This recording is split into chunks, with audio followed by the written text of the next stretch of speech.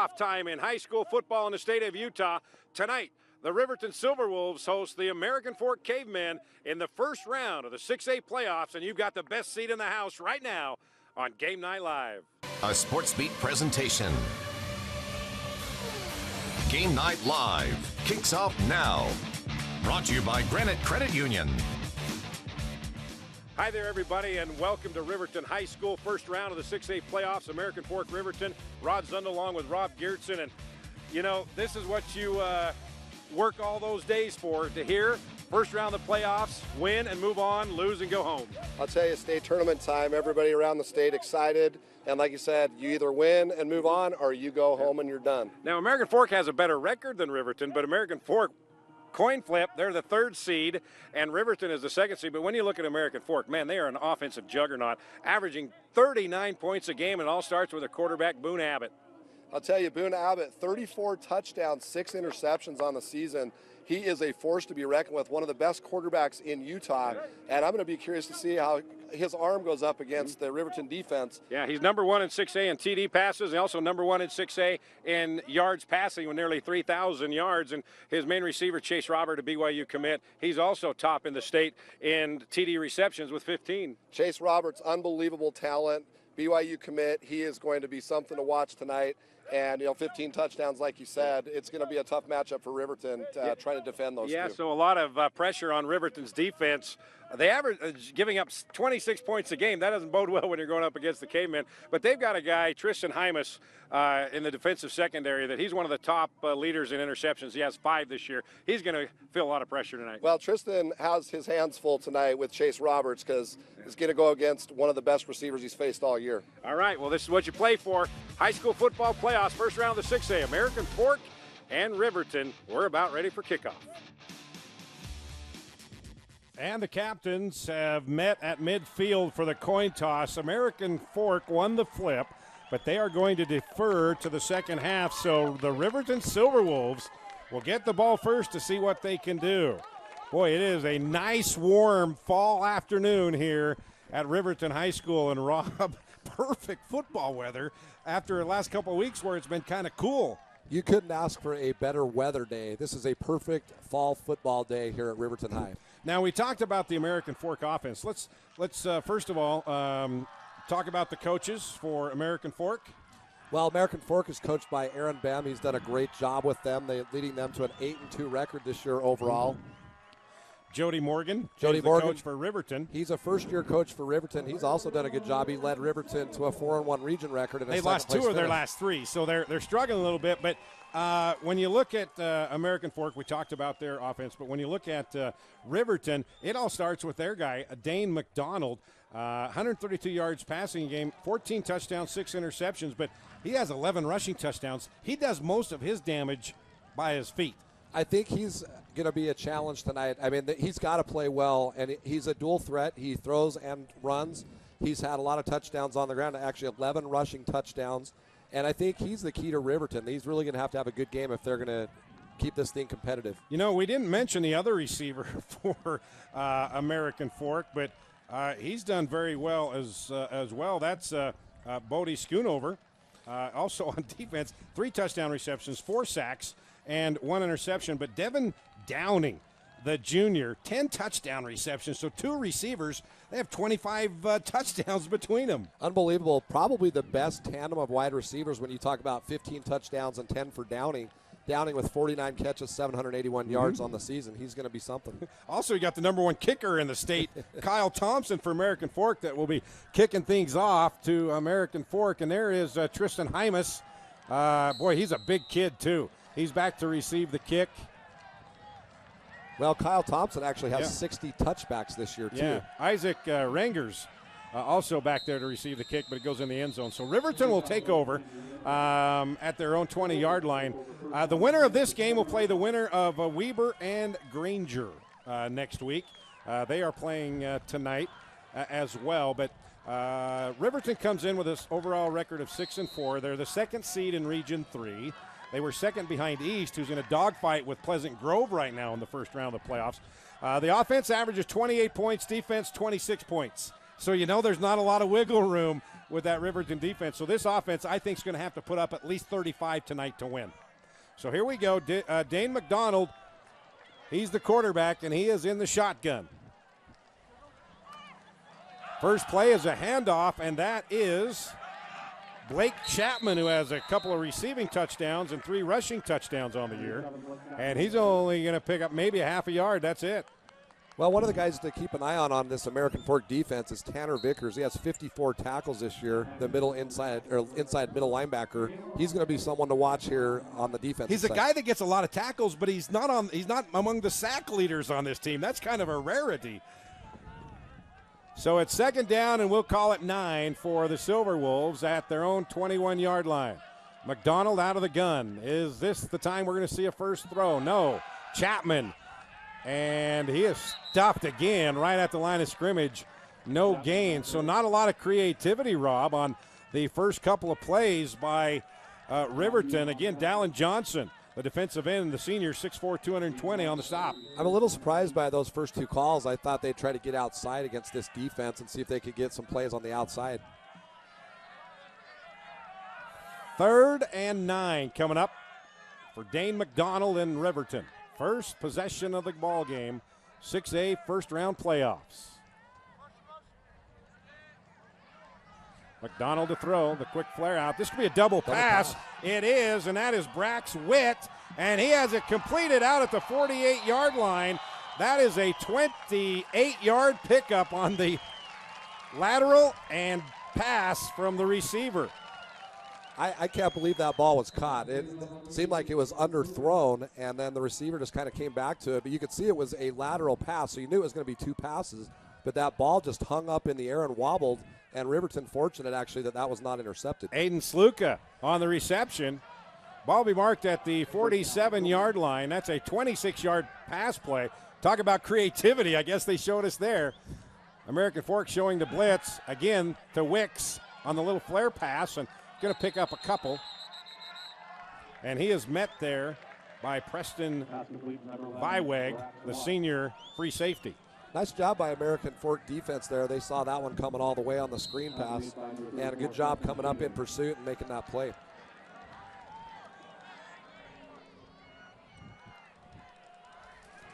Well, that double pass kind of set up that flare pass right there. We'll see if they're using that to set it up again. A gain of 1. 2nd and 9 coming up.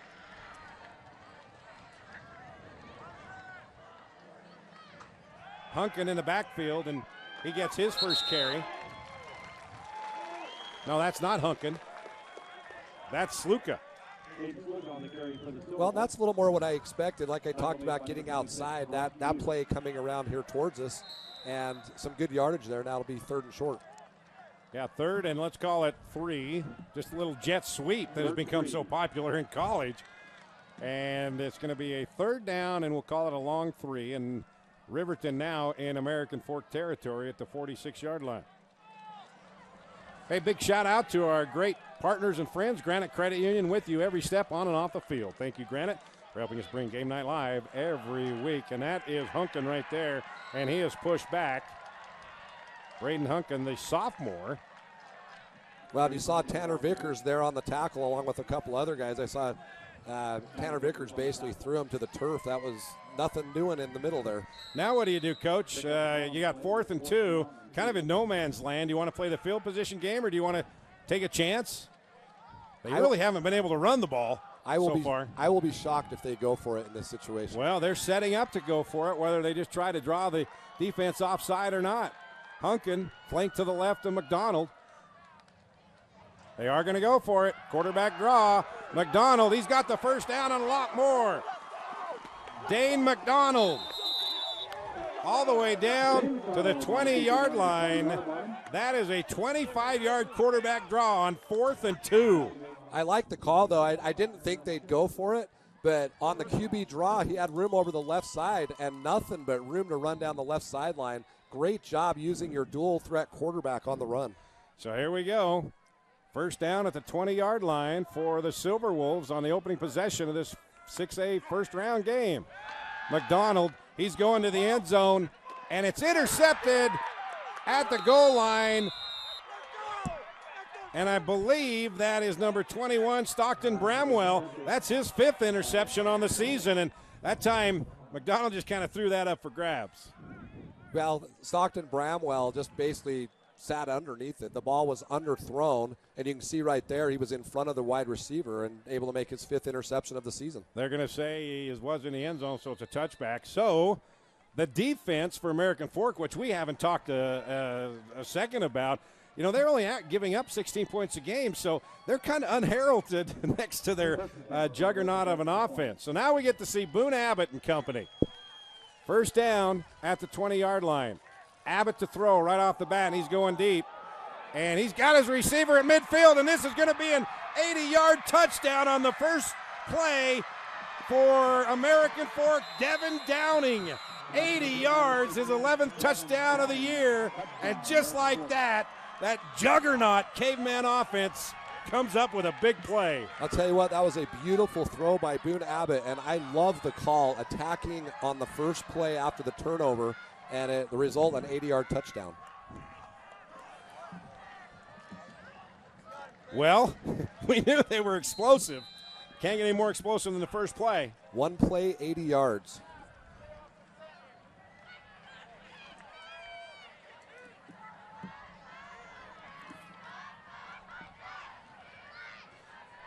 Kyle Thompson on to kick the extra point. And that's up and good. So 7-0 with 8:19 left here in the first quarter. And, Coach, let's take a look at this play again. And, you know, it was a perfectly thrown ball.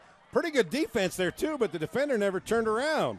He was pretty tight on the coverage. You can see it was just perfectly placed right there where Devin Downing could grab it. And then he shook the defender after the catch and had about 50 yards of running room after.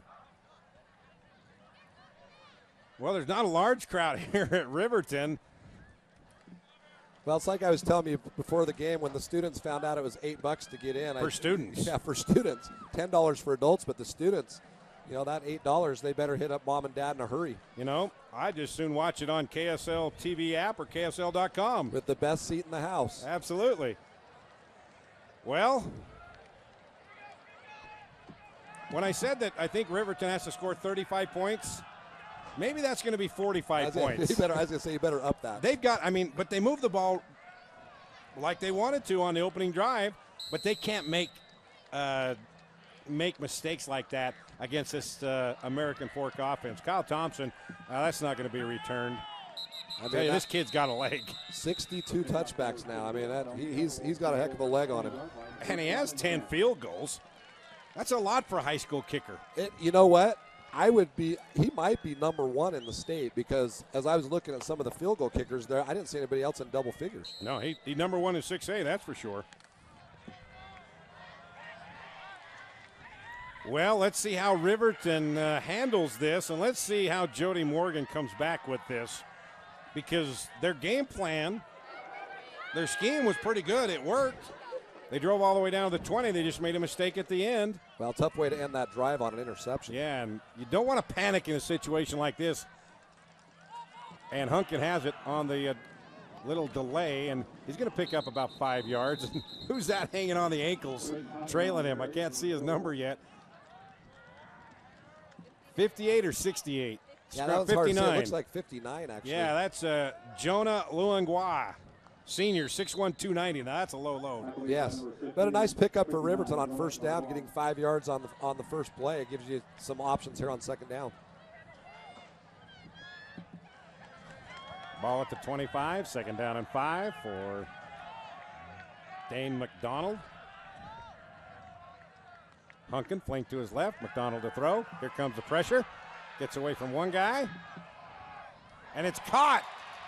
Midfield all the way down to the 46-yard line. Again, that's Aiden Sluka, who had the big catch on the lateral pass on the first drive.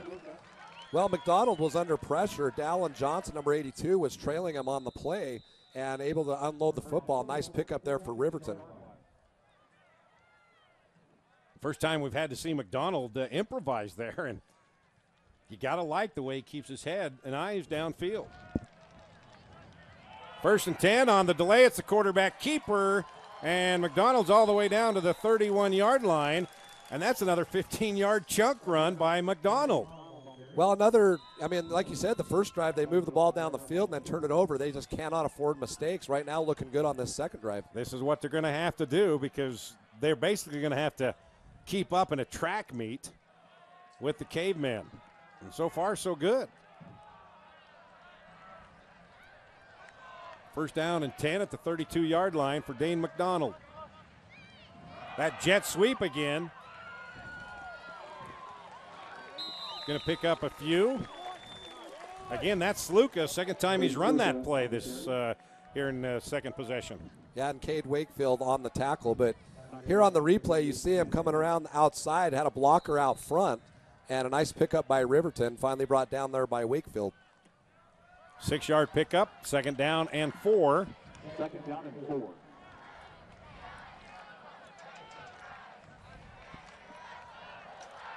Hunkin flank to the left. Trips receivers to the right of McDonald. Hands to Hunkin. Trying to get the edge and well defended by the Cavemen on that left side of the defensive line. There just wasn't any room around on that run. American Fork defended it well. And it looked like Bodie Schoonover was the guy that kind of stretched that out, so Hunkin couldn't get the edge. Well, and they extended it outside, so like you said, he couldn't get around the outside. American Fork defended it well. So McDonald sends 3 receivers to the right. Carter Miller split to the left. 3rd and 4. Fakes to Hunkin. Here comes the pressure. McDonald goes down. Nice defensive pressure there by Cade Wakefield, the junior. Yeah, Cade Wakefield just broke through the line right there, and you saw Dane McDonald trying to make a play, and he just couldn't get away from the ankle tackle there and went down.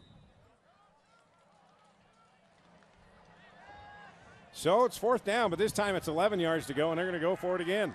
They were successful on 4th and 2. McDonald kept it on the first drive. 4th and 11. Ball at the 31-yard line. McDonald to throw. Fakes the flare. Going deep. Got a receiver in the end zone. It's a touchdown. It is a 33-yard touchdown. Dane McDonald, Carter Miller on 4th and 11. Well, I'll tell you what set that whole play up was that fake. So you saw the defense bite a little bit. They faked the handoff, and then McDonald delivered a strike in the end zone.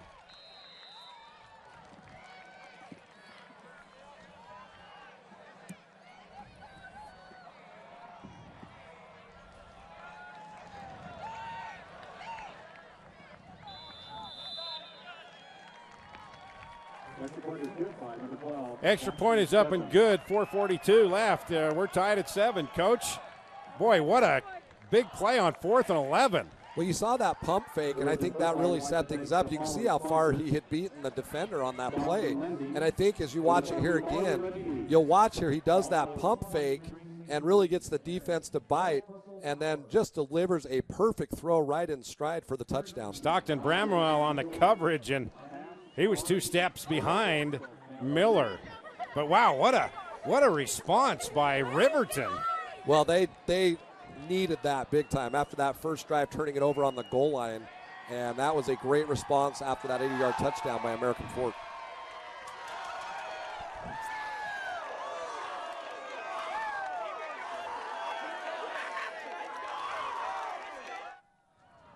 Sydney Taylor, please come to the press box. Sydney Taylor, press box, please.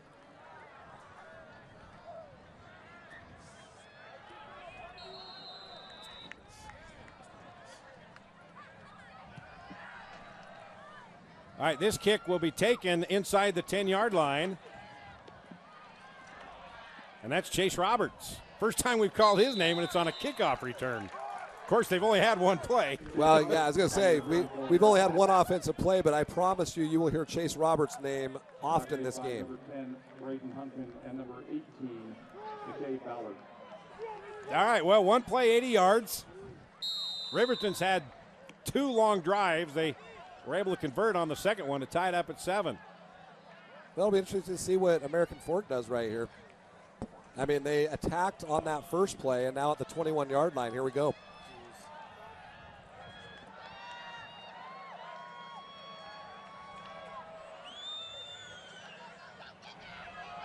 And Abbott on the keeper, and he is met immediately.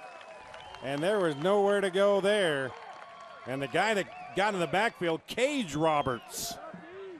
Well, I'll tell you, there was 2 or 3 guys there on the play, but Cage Roberts, the linebacker, 65 tackles this year, and they just plugged up that hole, and there was no room whatsoever. He pretty much nearly took the handoff from Boone Abbott. All right, loss of 4 on the play. 2nd down and 14 coming up. The handoff this time and out across the 30 to the 32-yard line, and that's Jackson Gregory, the junior. Nice run there by American Fork. Finally brought down there by Ethan Canfield of Riverton. But you can see as he came up over the left side, there was a huge hole created by that offensive line. You know, the officials so far are letting the interior linemen get their arms extended a little bit. If they're going to be consistent with that, okay. I agree. But in a crucial time, don't call it now. That's all I'm saying. Yeah, if you're going to let it go now, let it go later. 1st and 10. Gregory down at the 45-yard line. 22-yard pickup. You know what was interesting on that is he started to the left. You can see right there, and then he cuts back to the right, and that hole opened right up for him, and he was able to shake a tackle and then finally brought down, but after a big gain. So the Cavemen now in Silver Wolves territory. They've got it 1st and 10 at the 45-yard line. Gregory set up. Oh, that's not Gregory. That is Caden Rangers. And they pass it out to Rangers on the flare pattern, and he's inside the 40 and going to be brought down at the 37-yard line. That's going to be a gain of 8. Well, that's one of those. He threw it backwards, and it's one of those, if you don't catch it, it's a live ball. But a good job by American Fork on 1st down, picking up good yardage. 2nd down now and 2. They need to get to the 35-yard line. It'd be a good time to throw it to Chase Roberts. How about a play action pass now? How about do what Riverton did? Fake the flare, go deep. 2nd down and 2. It was the option play, and Abbott's trying to get to the edge, and there's nowhere to go. And the guy that was stringing that thing out was Cage Roberts again. Well, good job by Riverton's defense. What you want to do is push the offense outside, and he could not turn the corner. Abbott did get to the 35, and they're going to say it is a 1st down, so they're going to move the chains. I'm surprised they didn't come out and measure that. But that was clear across the field. So I'm surprised Jody Morgan doesn't want a measurement because that was right on the marker. I actually didn't think he got to the first down. I'm a little surprised by that. Well, it is a 1st down, 35-yard line for Boone Abbott.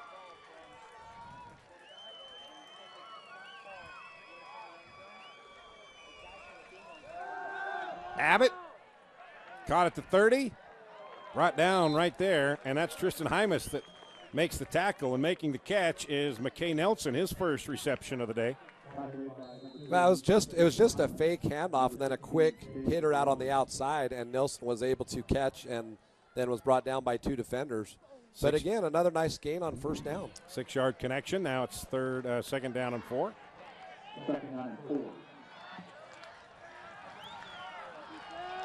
Keep an eye on Roberts up at the top of your screen. Abbott, little shuttle pass, ball on the ground, but that's going to be an incompletion. Should be, yeah, incomplete pass. He threw it.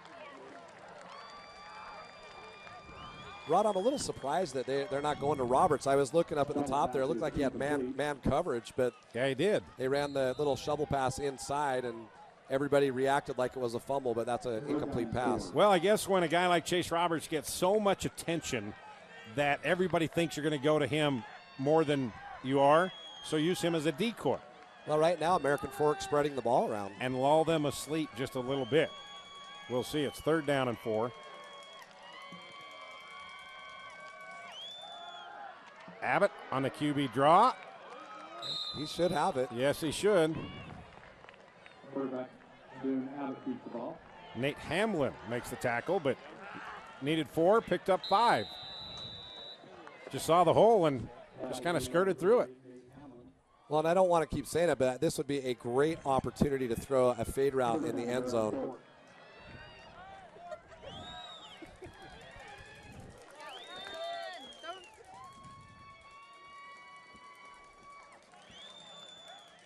First and 10 at the 25-yard line for Boone Abbott and American Fork. Abbott to throw.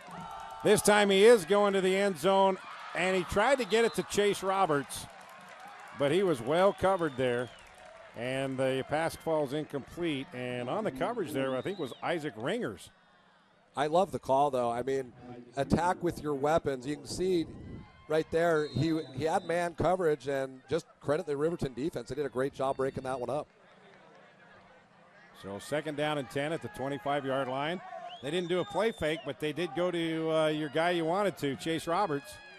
I wouldn't be surprised if they didn't do it again in a different way. Roberts split by himself out. No, he's in the slot formation on the right side now. Second down and 10. Boone Abbott across the middle, tried to get it to Roberts and can't make the connection. There's not a lot of room for Roberts to roam, though. No, Riverton's done a good job. I mean, they're putting their best guys on him, and so far they've had great blanket coverage. I mean, there's been no space whatsoever to get the ball to him. A big shout out to Granite Credit Union, with you every step on and off the field, just like the defenders are with Chase Roberts. Every step they're with him. Granite Credit Union, man, it's a fantastic partner on Game Night Live, bringing these games a week, every single week. Keep an eye at the bottom of your screen. You got Downing and Roberts. Third down and 10 at the 25-yard line. Cross the middle, picked off at the 11-yard line. And the Riverton defense coming up big. That's number 35. Trevin Sargent. Tell you, look at that. Trevin Sargent just stepped in front of the pass and picked it off. What a huge play by Riverton.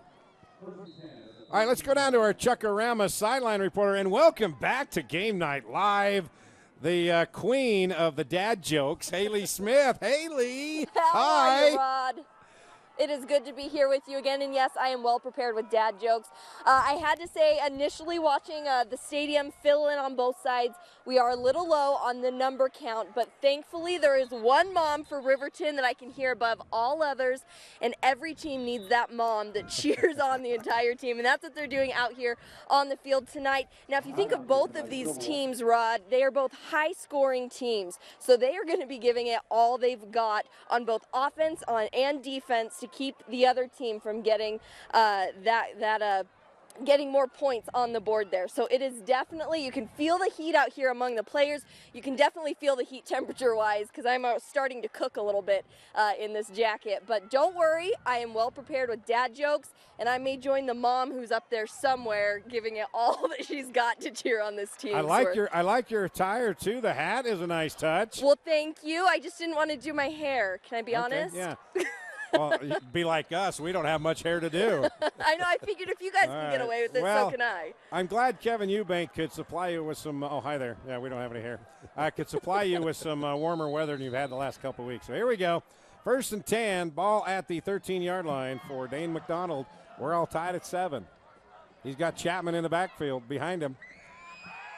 He's going to screen pass to Chapman. And Chapman breaks a tackle, and he's out at the 21-yard line. That's an 8-yard pickup, and the guy making the stop there is number 26, Brock Hughes. The guy had a chance at him, though, was Jackson Smith.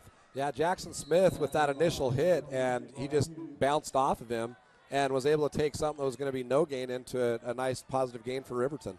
Jackson Smith, yeah, 175 pounds, outweighs by Chapman. So second down and 3. McDonald wanted to go long, nobody there, and now he's going to run. And he gets thrown down at the 22-yard line. That's going to be a yard shy of the first down. Well, Bodie Schoonover with the tackle there. We talked about him earlier. He's a very good defensive player for American Fork. And right there, I mean, let's be honest, Dane McDonald was going to be sacked and was able to use his feet to get outside the pocket and turn that into a positive gain. Oh, he wanted to go long with that one. He sure did.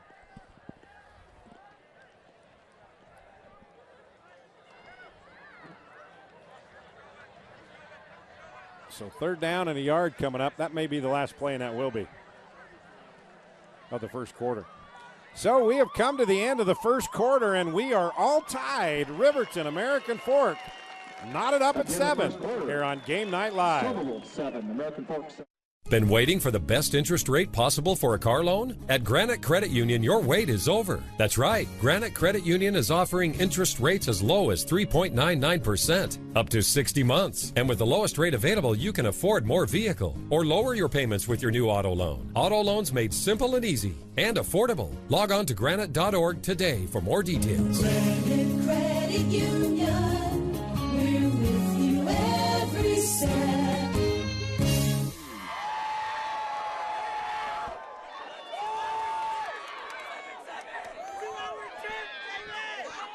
Well, we talked a lot about Boone Abbott in the pregame, and rightfully so, but Dane McDonald, the senior quarterback, 107 total yards here in the first quarter, thanks to our makeshift stats man, Sean Walker of KSL.com, to be here in the booth with us tonight.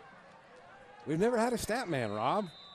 This is awesome. All season. I mean, McDonald with 70 yards passing in the first quarter. And, let's not forget, Riverton drove down on that first drive and turned it over. I mean, It could have been 14-7 right now. So now they've got it 3rd down and 1 at the 22-yard line. Big play coming up here. American Fork show blitz, but now they back off. McDonald's going to keep it. And Dane McDonald has a first down and a lot more. Dane McDonald, this is a foot race to the end zone, and Dane McDonald's going to have a touchdown. 78 yards, and Riverton takes the lead. There's a penalty flag on the play. Now I'm looking back. Do I see a flag on the play? I do. There's there a flag. He is. They're coming back. Flag back on the 30. Oh, they're coming back. If that's holding, remember what we talked about on a crucial play that they've let it go? Oh, no, wait a second. They're calling offside. Yeah, he looks like he's saying offside. Yeah, they are calling offside. The one line judge. Let's see. Holding. Oh, it's holding. Unbelievable. Personal foul. Offsetting penalties. They'll replay the down. Oh, we got to see. I hope we have a replay, because if it's the same that they've let go that whole first quarter, that is my pet peeve, Rob. Why do you call it on a play? Let's see where we can see if we can see it. I can't see it. I don't. I just saw it. I just saw the guy that throw the flag, but I didn't see it. I don't know. I don't know. I couldn't see. It was plugged up in the middle. Hard to see that, but man, what a tough break for Riverton. Oh man! Oh man! Oh man! So here we go again. 3rd down and 1. 22-yard line. Chapman, and he's going to have the first down. I think he got it. Yeah, he picked up 2. Well, I'll tell you what, though, Rod, I love the way that Riverton's using Dane McDonald. I mean, right there, they just handed it off, but using his legs. And we talked about how he had 70 yards passing in the first quarter, but he's done a good job on his legs, too. That's why he's one of the best dual threat quarterbacks in 6A.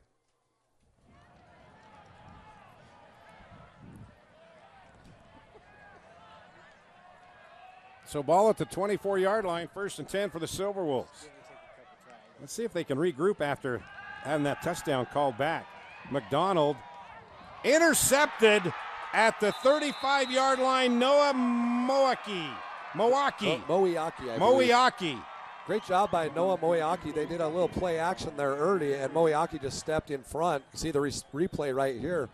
But as he rolls out and throws, Moiaki just stepped right in front of the receiver. Actually, the ball was thrown a little to the side. Behind him, yeah. But good job by American Fork forcing the turnover. You'll get a better look here.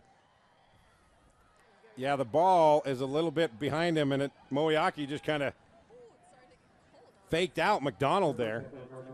So American Fork has it, and this is not what you want to do to this caveman offense. Well, 2 Give turnovers. them a short field, yeah. 2 turnovers by Riverton. 35-yard line, 1st and 10 for Abbott. The little flare-out pass. Gregory's got it. He's going to pick up 8 or 9 inside the 30. It's going to be at the 26-yard line, going to be about a yard shy of the first down. And nothing fancy. They're just doing a little swing pass outside to Gregory, and Gregory doing the rest on his feet. You can see right here. Yep. Just hurry up offense by American Fork. They're up to the line. And Boone Abbott going deep. Incomplete.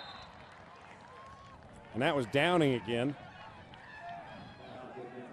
Well, trying to change the pace a little bit, Rod. Yep. They came right back up to the line there and went into attack mode quickly. And I like the call. It was 2nd and 1. Why not take a shot at the end zone? Sun's starting to set a little bit. 3rd and a yard. Gregory, first down. Right up the middle. 24-yard line. Chains are moving.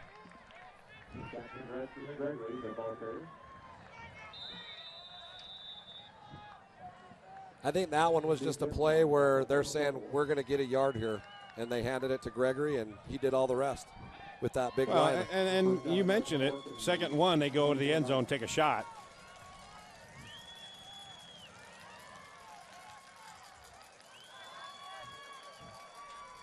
First and 10 at the 24 for Boone Abbott. Gregory in motion.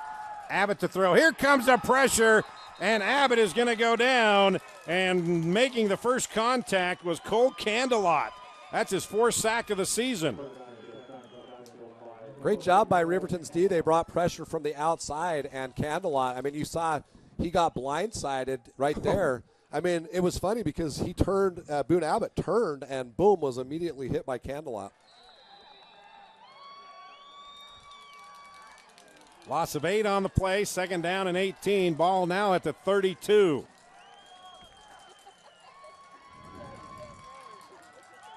Abbott, pass knocked down in the backfield, and that was a good play. That was by Cade Candelot. So we had Twin Cole brothers. Candelot and Cade Candelot on back-to-back. And funny enough, coming in, they both had 3 sacks apiece. And they're both seniors, so I'm assuming they're twins. I think they are twins.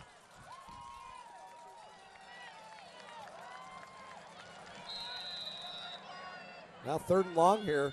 We'll see what American Fork has up their sleeve, Boone Abbott. Well, Riverton stopped them in their own territory late in the first quarter, trying to do it again. 3rd, and we got a flag. And it's a False procedure call on That's going against American Fork. So now it's going to move it back to the 37. It's going to be 3rd and 23. They got to get to the 14. What play do you have here? Well, Chase Roberts? whatever he has, but absolutely. now with Chase Roberts, being so heavily guarded, he's been that way all year long, but Devin Downing, first play, he was one-on-one coverage. Well, this is one of those situations where it's nice to have 2 weapons instead of 1. Yeah, and Downing split by himself out he's a twin receivers to the right. Abbott to throw, and he's going deep. Caught, no, incomplete. Boy, another great defensive play there by the Riverton Silverwolves, and that was Trevin Sargent. Again, double covered. Sargent did a good job there. Chase Roberts, I like American Fork going after their guy, but Riverton has done such a good job. I thought Roberts had a chance to catch that. This should be about a 54-yard field goal, and they're going to punt it. And that's Tanner Holden coming out. Well, Kyle Thompson's long on the season's 45, so that would have been a little out of his range. Well, as far as we know. True. Holden. Little pooch kick. Taken at the 5-yard line by Hymas. He probably saved a couple of yards, but that was kind of dangerous pass, and it'll be marked down at the 8-yard line. Well, normally they coach you that if you're inside the 10 on a fair catch, Yep. you let it bounce. I'm not sure that wasn't the right thing to do, though, because he caught it there. What are they going to be on the 8-yard line? Right. And I think if he would have let that go, they had such good coverage, they could have been pinned down deeper. That's a cool shot right there. The sun beating down on the football field here at Riverton.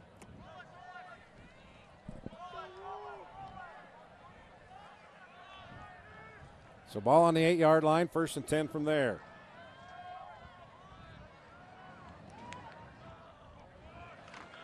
Hunkin out to the 14.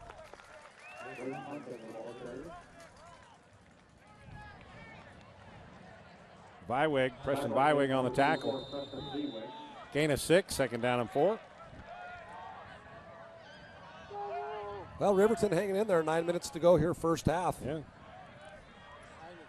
And we thought their offense had to keep up, but their defense, couple of big stops. in the red zone. McDonald, plenty of time this time, floats it out, and it's caught by Hymas over the defender, and that was Stetson Thacker thought he had an interception. But McDonald threw it right over his fingertips, and Hymas was there to make the grab for a first down. Ron, I'll tell you what, Riverton is fortunate that was not intercepted. Credit Tristan Thomas coming back and making that play, because you saw the American Fork defender jumped a little early, and that ball just got over, and Hymas able to go up and get it. Out at the 27-yard line for the Silver Wolves, Dane McDonald with Hunk and Flink to his right.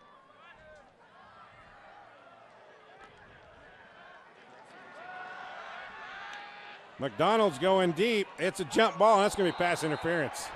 It should be. Yeah, there's the flag. The pass was intended for Stetson Thacker, but Tautai Fano kind of lost track of him, and he kind of spun him around and had to tackle him. Yeah, they got tangled up on the 40, and I think that's an easy call for the officials.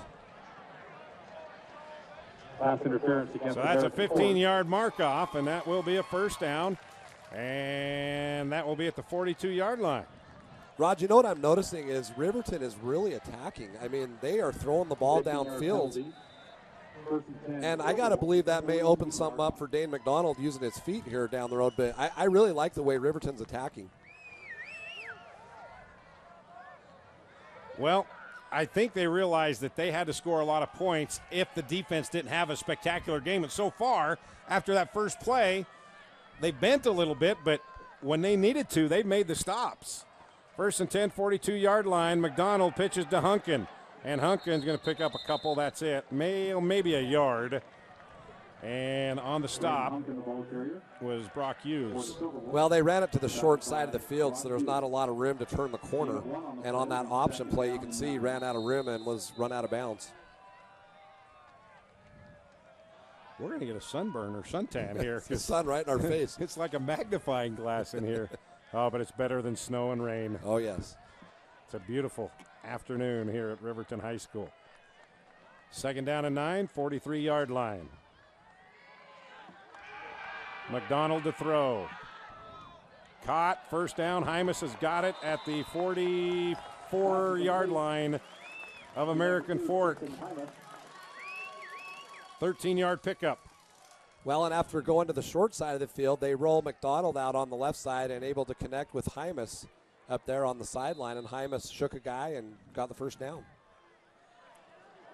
Well, once again, every possession except for the interception, Riverton's been in American Fork territory, but they've only come away with one touchdown. Well, I think they've got to try to score here and put pressure on American Fork. I mean, right now, if you're a Riverton fan, you're pleased that they've kept American Fork at 7 points. You think you're in control of this football game if you're Riverton. Chapman up the middle. 11-yard pickup to the 33. That's a first down. Tell you what, Riverton looking good right now. You can see right there just a handoff and over the left side, and nice pickup there by Riverton. Everybody was raising an eyebrow. Second seed Riverton, third seed American Fork. Well, they're proving it right now that they deserve that second seed.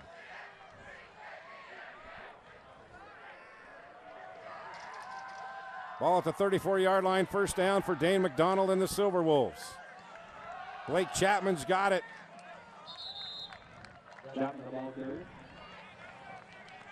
Dallin Johnson and Tanner Vickers on the stop. He's going to pick up 3, second down and 7.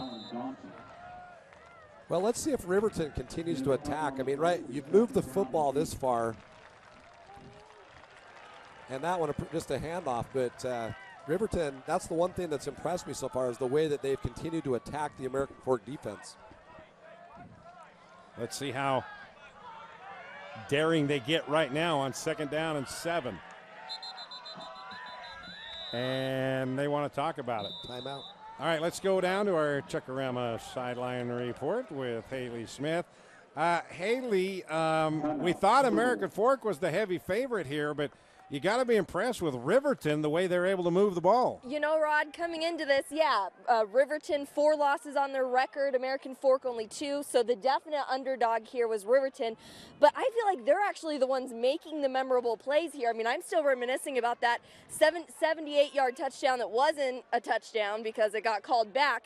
But what a beautiful play, and they've had numerous out here that they've just been so aggressive in both their defense and their offense, to where we're here in the second quarter and we're just at 7-7 when we thought this was going to be a very high-scoring game. Now, yes, there's still plenty of game to go about, Rod, but I am very impressed with what Riverton's laying down right now. Haley, did you have to pay for that hat? That's kind of a cool-looking hat. Don't steal it. It's mine. It's stretchy, and it could fit your head, but I won't let it. Yeah, okay, well, I have to pay for my Channel 5 apparel. Here we go. Second down and 8 at the 32-yard line. Dane McDonald out of the gun. Fakes to Hunkin. Here comes the pressure. McDonald unloads. Caught. 22-yard line. And that's going to be close to a first down. It is a first down. And that is Aiden Sluka. He's had a big first half. That's his third catch. Also had a couple of runs. You know, high snap there. Great job by Dane McDonald handling that high snap. Sometimes you kind of just take that for granted, but they delivered a nice strike on the sideline.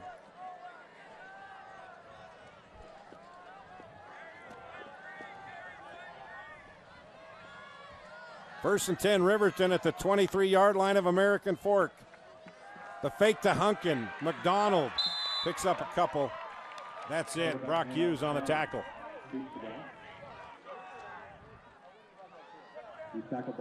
Well, 6 minutes to go in the half here, Rod. I think Riverton will be very disappointed if they don't put points on the board. The way they've looked this first half, they need to have something to show for it. Well, their kicker's Dak Stedman. Has a couple field goals on the year, so they don't kick a lot of field goals.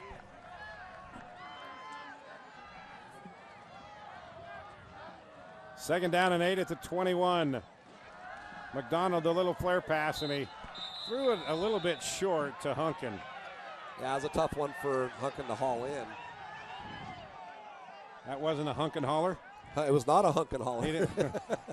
Hunkin didn't holler it in. Well, third down and 8.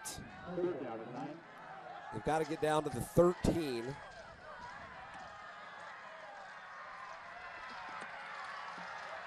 They have trips receivers to the left. And a single receiver, that is Stetson Thacker to the right. Third down, McDonald chased out of the pocket. He's going to run. Dane McDonald's close to a first down. I think he's going to be about a yard shy. No, he's going to be at the 14-yard line. Yeah, they needed to looked like he had it. Then he just got hit by 2 or 3 cavemen. And the guy that got there was Tanner Vickers, your guy. Well, and he wanted to throw the football, then rolled out. You can see right to the last minute he wanted to throw, and then he tucked it. And when he got to about the 15, I thought he was going to get it, but then American Fork. Well, here we go. They had 4th and 2. They converted, and they had 4th and 11. They converted that for a touchdown. Now they got 4th and 1 at the 14-yard line. Riverton, its third 4th down attempt of the first half. 4th and 1. Hunkin met at the line of scrimmage. He lunges forward, and I think he's got it. It's going to be close, eh? Maybe not. No. They're saying American Fork football. I think he fumbled. He had to have. He fumbled the football. That was an immediate reaction by the officials. So I think he lunged forward and had the first down. But maybe he left the football behind. Let's see if we can see it here. Hit right there by Vickers. Well, yeah, you could see the American Fork defense on the backside signaling they had it. Tough to see it from that top camera, but either way, turned over, and the third turnover, Rob, on Riverton. Gregory out at the 16. It's going to be a 3-yard pickup. Well, and we already talked about the touchdown that was called back, but Riverton has moved the football, but just 7 points to show for it. And really had an opportunity to be up maybe by a couple of scores right now.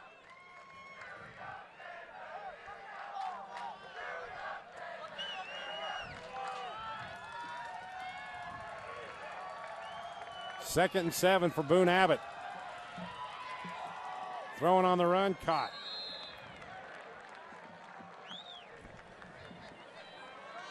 McKay Nelson. Pass complete to number And 86, it'll be knocked out at the Nelson. 19-yard line. That's a 3-yard pickup. So that's going to be Tackled by Tristan 3rd down Hines. and 4 coming up. You know, Riverton's Third done a down good and job 4. defensively, Rod. They gave up that 80-yard touchdown on the first play, but since then they've been pretty sturdy on defense. Chase Roberts hasn't caught a ball yet. The only time he's touched a football is on a kickoff return, if my memory serves correct. That is correct. 3rd and 4. And now it's a 1st down. I think they drew him offside. Yep. Well, that's an easy way to pick up the first. Boy, tough break, too, for Riverton. You're 3rd and 4 with a chance to get the football back in good field position. Now you give American Fork another opportunity. And when you're an underdog, you cannot afford to make mistakes. Takes the ball to the 24-yard line. 1st down, American Fork.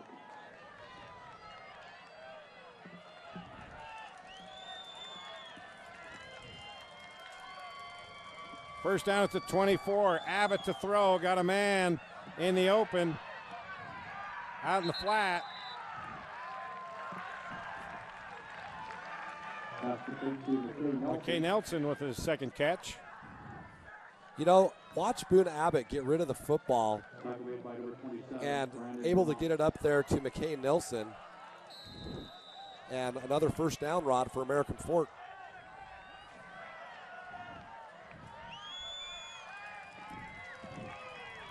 Ball at the 34-yard line for Boone Abbott. Going to throw again. Guns it. Caught. Downing. 43-yard line. Make it the 42-yard line of Riverton. Boy, did we see the arm strength of Boone Abbott on that one. He's got a great arm on that last pass. He flipped it out quick, and this one you can see just drops back and delivers a perfect spiral strike. That's a 20-yard out, but it covered about 35 yards, and that was on a line. First down, Beautiful American Fork. pass. At the 42-yard line.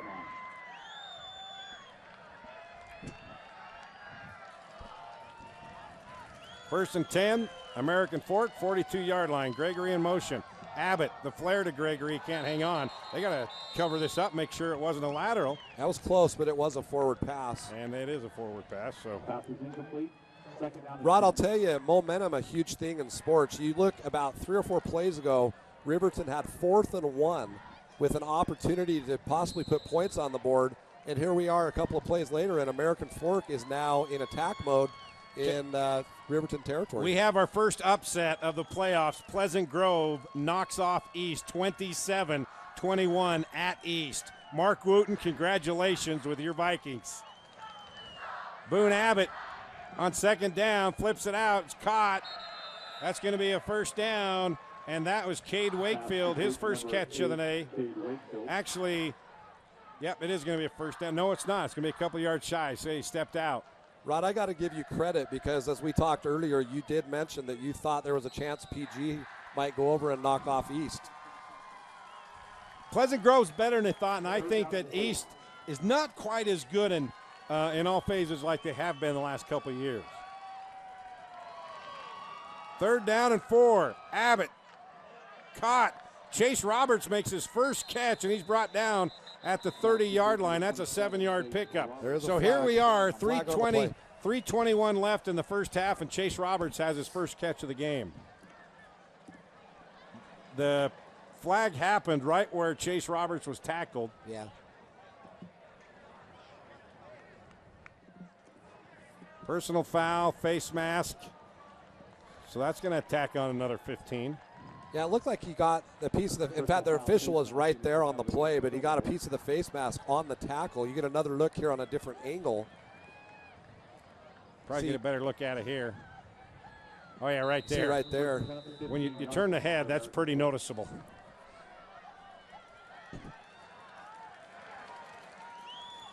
So the deepest journey into Riverton territory for American Fork, 15-yard line, and it's caught, and it's a touchdown. No, stepped out at the 3-yard line, Jackson Gregory.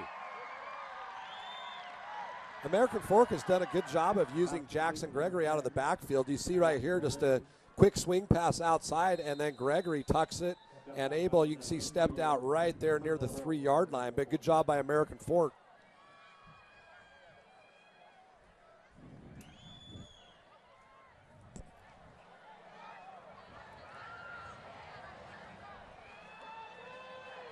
First and goal, American Fork at the 3. Abbott fakes to Gregory, tried to get it to Roberts. He throws it behind him, and he had Roberts wide open. They missed that one. That should have been a touchdown. He threw it about 3 yards behind Roberts.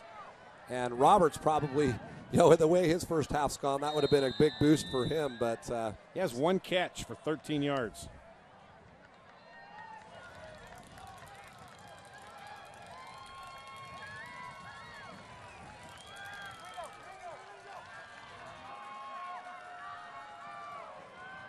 Cavemen second down and goal. Jackson Gregory trying to pick his way into the end zone. He's not going to make it. Hymus is there. And also Cage Roberts and Hunter Williams there to make the stop.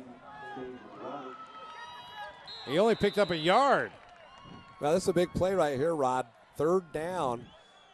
You can see that one just up the middle. Riverton defended well with 2 or 3 different guys and now bringing up a critical third down.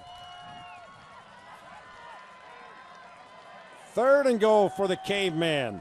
Boone Abbott under center, quarterback sneak. Is he going to get there? Trying to get some help from his friends, and he's not going to get the push, and I think we got another flag.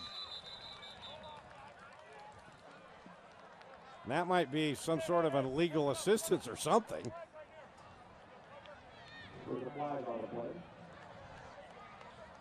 Now, Boone Abbott's helmet came off. Does that mean he's going to have to sit if they go for it? Let's see what the call is. Yeah. I guess you call that an illegal, they call it interference, but a legal push. Because you saw Jackson Gregory come up behind and try to push Boone Abbott. Well, the official trying to talk to the Riverton sideline. Want to know what they want to do. Yeah, because he's saying it's going to be 4th down. 4th down and goal at the 2, or 3rd down and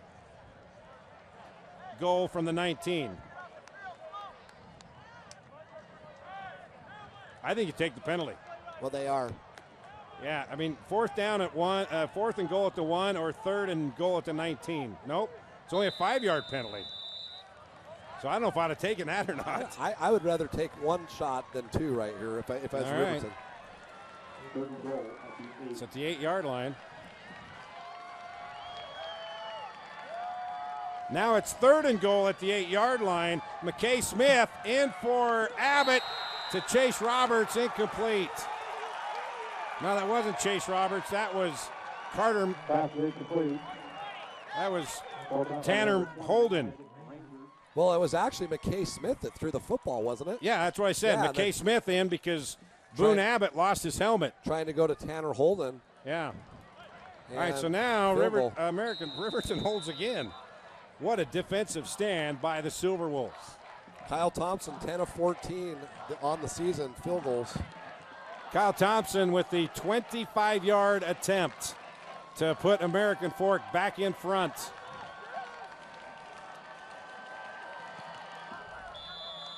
And that's good. So Kyle Thompson, 25-yard field goal, puts American Fork back out in front, 10-7 with 1:56 left in the first half. Well, let's go back and talk about that 4th down play by Riverton. Riverton had marched the ball down the field, had 4th and 1, fumbled the football, and then American Fork off of the turnover able to convert it into points. Although I will say this, Rod, American Fork wanted a touchdown, not a field goal right there. But that is 3rd stop inside the 30-yard line by the Silver Wolves defense, and that is impressive against this offense. Well, and holding them to 3 points since that opening 80-yard play.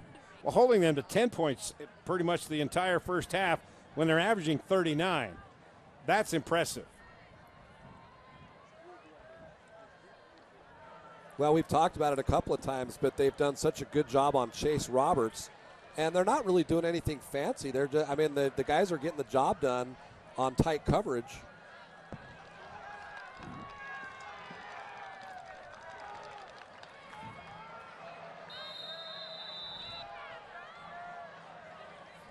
Imus and Stetson Thacker back to receive this kick if they get a chance, and they're not going to.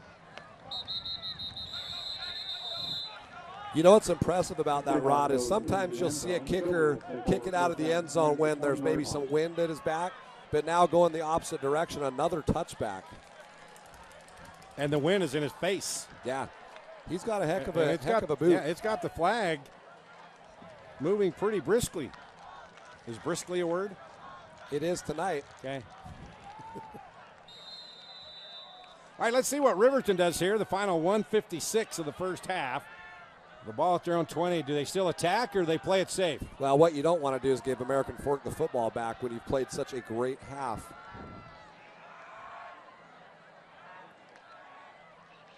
McDonald to throw. Fakes the out pass into double coverage, and it's intercepted. Intercepted at midfield, and that is Tanner Holden.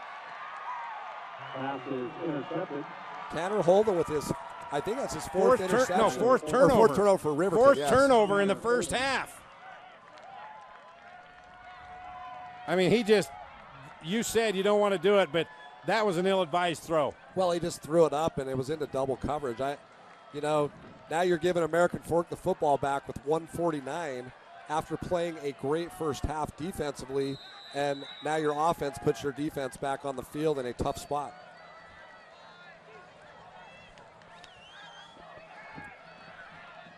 Let's go to our statistician. Sean, that is a fourth turnover, right? Third. Boone Abbott caught.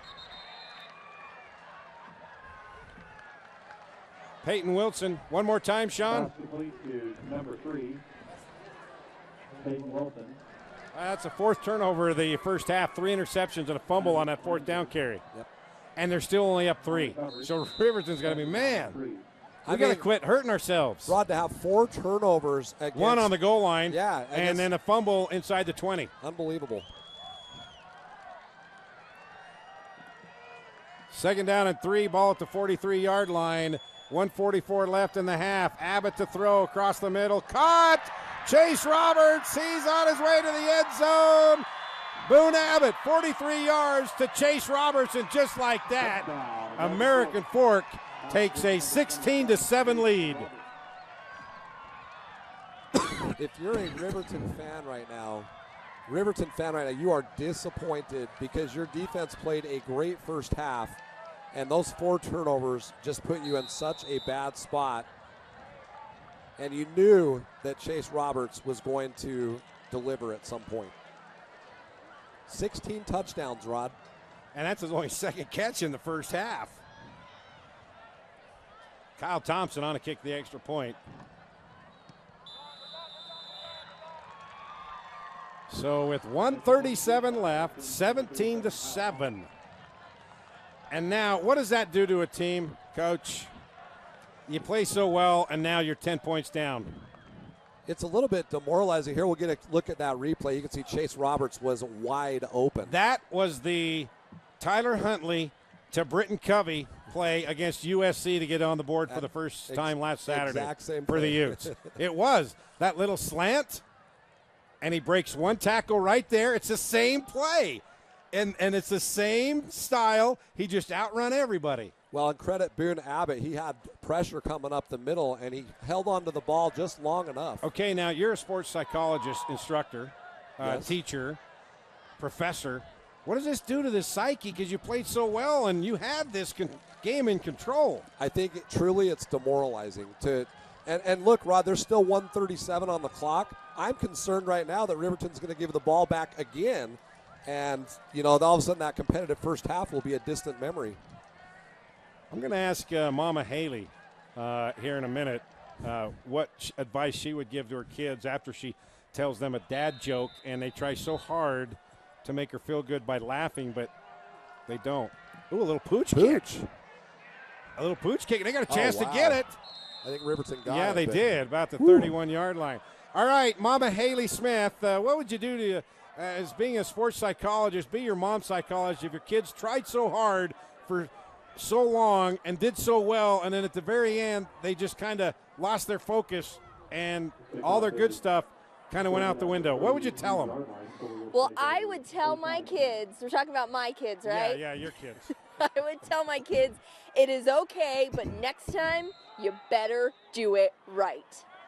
Oh. Is that intense? I don't want you telling stuff to my kids. I'm joking with you, Rod. Well, I don't have any, so that'd be difficult. So, all right, 1st and 10. Let's see what McDonald does. Fakes to Chapman. Here comes a pressure, and McDonald goes down. And that's your guy, Tanner Vickers. Tell you, Tanner Vickers is something special on defense. You can see that if I'm American Fork right now, I consider burning a timeout. In fact, I think they did. The clock is stopped at 1:30. Well, now it's running. Well, now it stops again. So they are going to take a timeout, Rod. And that tells you that American Fork, in their heads, they aren't finished yet in the first half. Yeah, they had 2 timeouts remaining. No, I think that's only their first time out of the half. It was 3, now it's down to 2. Well, why not? Why not? He loses 6 yards, and you know they're going to be gun shy, I would think, after the last interception. Well, that's the problem right now. You talked about psychology. Again, we go back to that turning point is what I like to call it, that turnover on 4th and 1, and your momentum just shifts completely. And what's hard to do, Rod, is stop that momentum because now the momentum has shifted in American Fork's favor. And you're right, Riverton's probably timid right now about attacking. Haley, get a dad joke. We may need a dad joke here before we end the first half.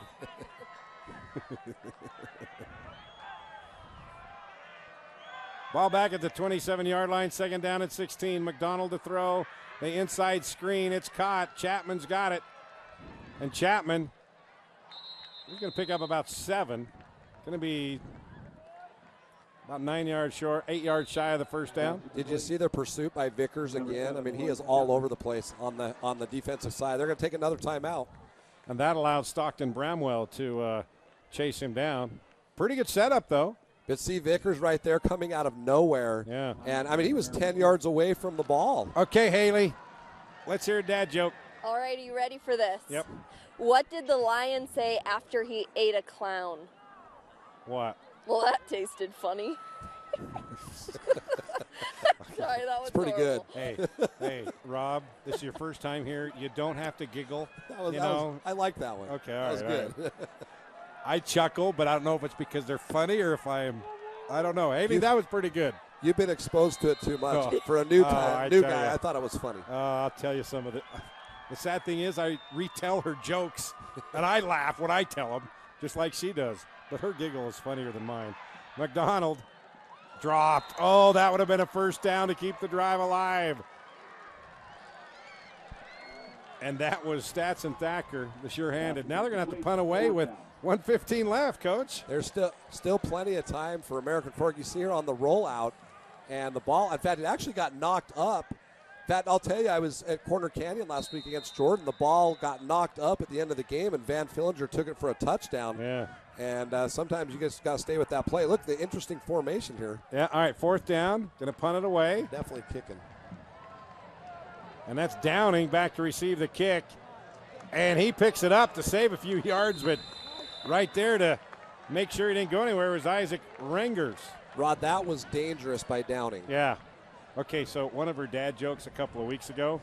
Okay, and really, seriously, Haley, I retell these jokes, and I giggle too. They're a lot funnier when you tell them they are receiving them. Right? I tell them, I said, why did the Headless Horseman go to college?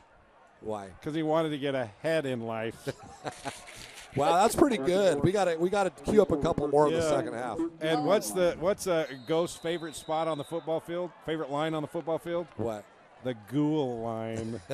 All right, I'm teaching you well. You are. Let's see what Boone Abbott does with 1:15 left. Out in the flat, it's caught, and that's Peyton Wilson, and he stops the clock. American Fork has 1 timeout remaining. Pickup of 8 yards. It's going to be 2nd down and 8.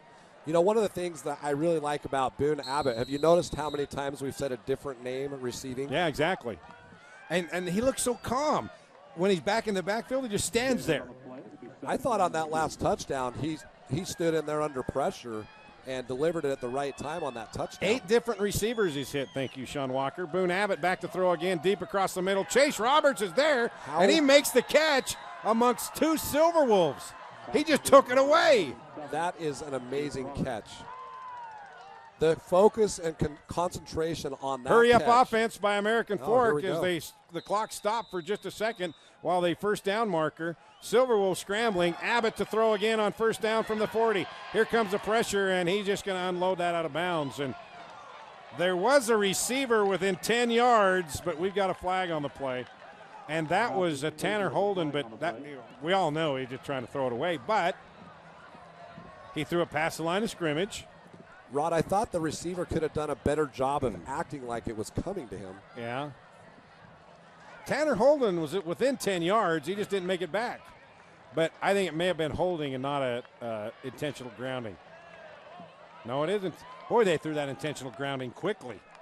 I don't know how you make that. I mean, there was clearly a receiver down, and yes, the ball was thrown out of bounds 10 yards short. That's where I think the receiver could have maybe made an effort to come back to the ball. And so they mark it off from where the spot was? No. Yeah.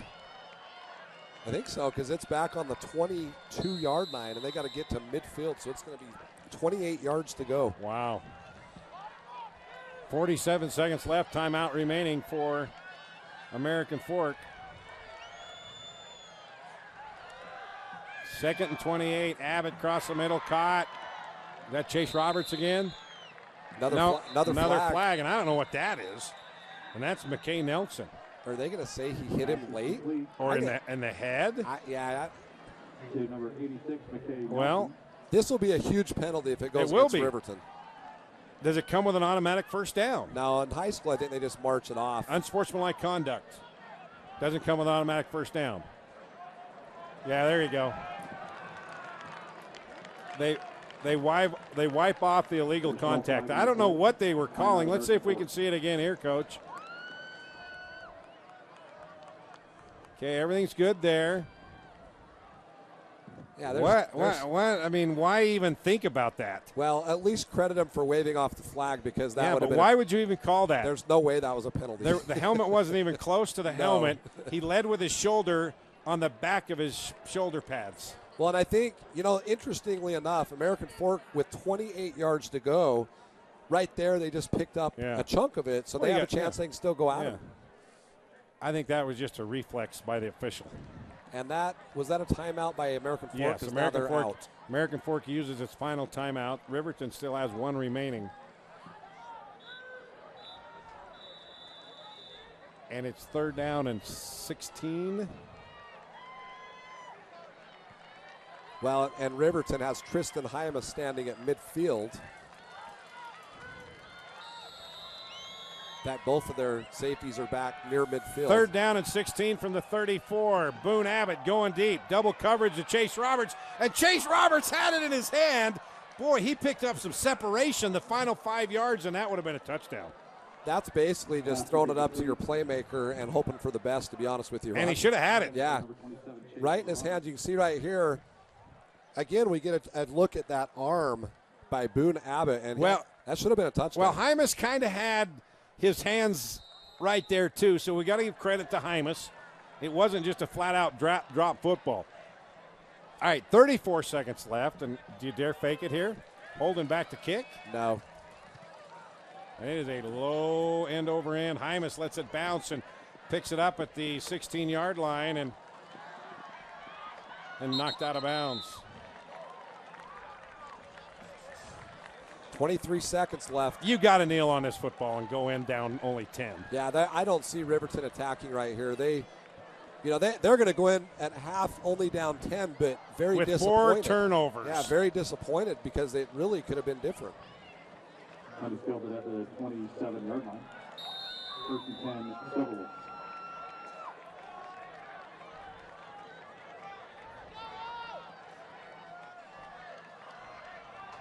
Well, they're in the shotgun. Well, this is the one thing I don't like about these complete spread offense that don't go under center. McDonald's going to throw, and it's a flare out to Chapman.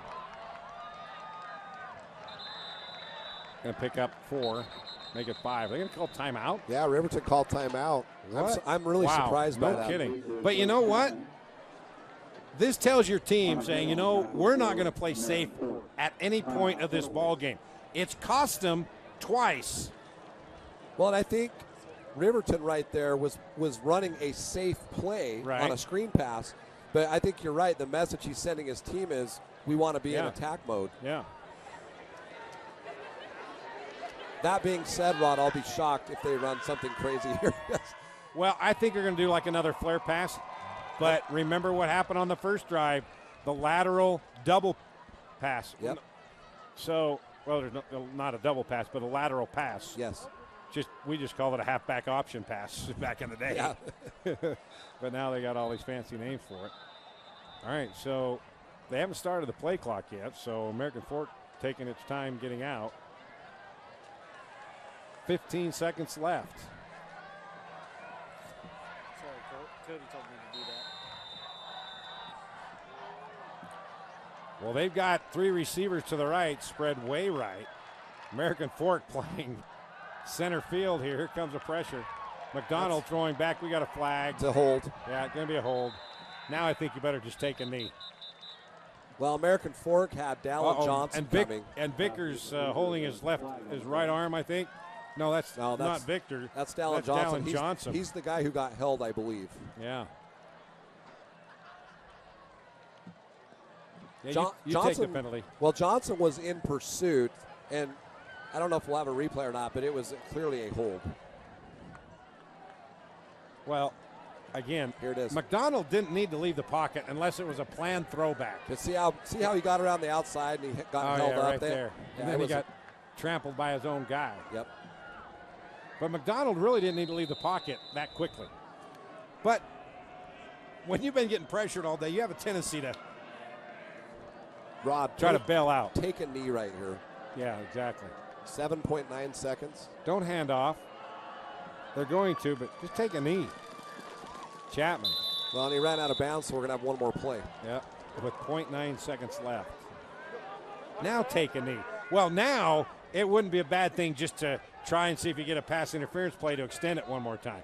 But just go deep. I mean, that's, you know. This is going to be the last play of the half. Barring regardless. a defensive penalty.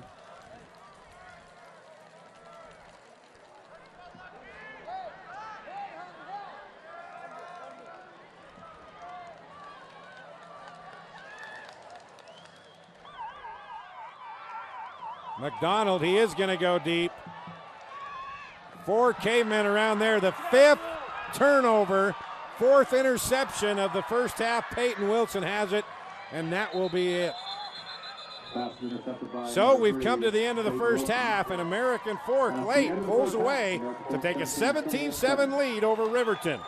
We will take a break, be back in 15 minutes for the second half to see who moves on to the second round of the 6A playoffs here on Game Night Live. Been waiting for the best interest rate possible for a car loan? At Granite Credit Union, your wait is over. That's right. Granite Credit Union is offering interest rates as low as 3.99%, up to 60 months. And with the lowest rate available, you can afford more vehicle or lower your payments with your new auto loan. Auto loans made simple and easy and affordable. Log on to granite.org today for more details. Granite Credit Union, we're with you every step. I'm Scott Mitchell, the host of Helmets Off. I've had a lifelong passion of people watching. I love to hear the struggle, the achievement, and even the humor. I have the distinct pleasure on my show of interviewing some of the greats in sports. It's entertaining, it's educational, it's inspirational, and yes, it's even irreverent. Plus, you can hear some of my crazy stories from sports. Tune in to iTunes, Google Play, or anywhere you find your podcast for free to get us. We're also on Facebook and Twitter. Helmets Off is now off.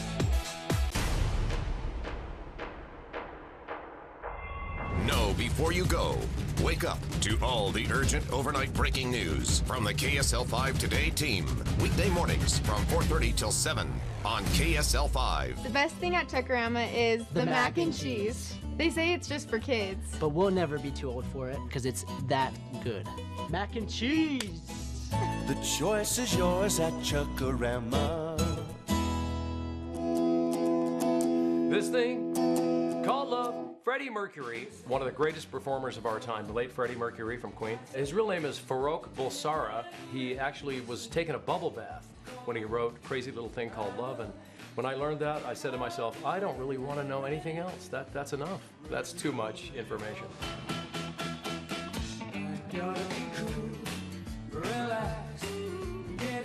That's what I call good, clean fun.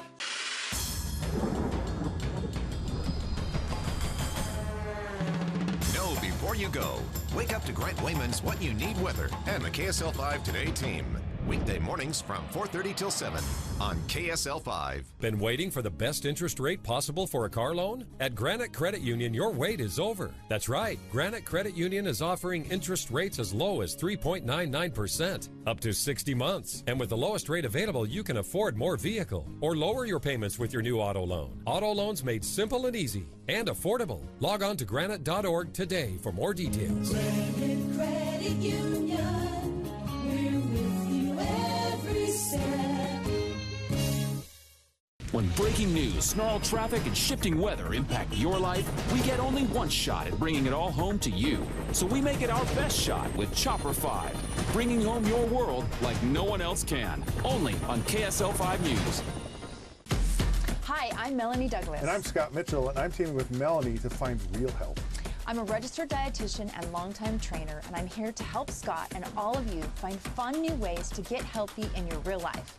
We'll break down all the health news you hear and give you some great challenges to keep you motivated along the way. The journey is so important to me, and I want all of you to come join us. You can find us wherever you find your podcast. And don't forget to follow us on Facebook and Instagram. Simply search for Really Healthy Podcast. They call them the wee hours. Breaking overnight. But to us, they're hugely important. New information right now filled with fresh news affecting your life. Today's a major day. Moments with meaning for your family's future. We'll continue to follow this. An amazing story. Stories too good not to share. High in the sky from Chopper 5. So we're up and at 'em. Sweaty hug! Bringing the fun. Big weather day here. A storm. And everything you need to know before you go. Wake up with KSL Today. Not just what happened, what's next.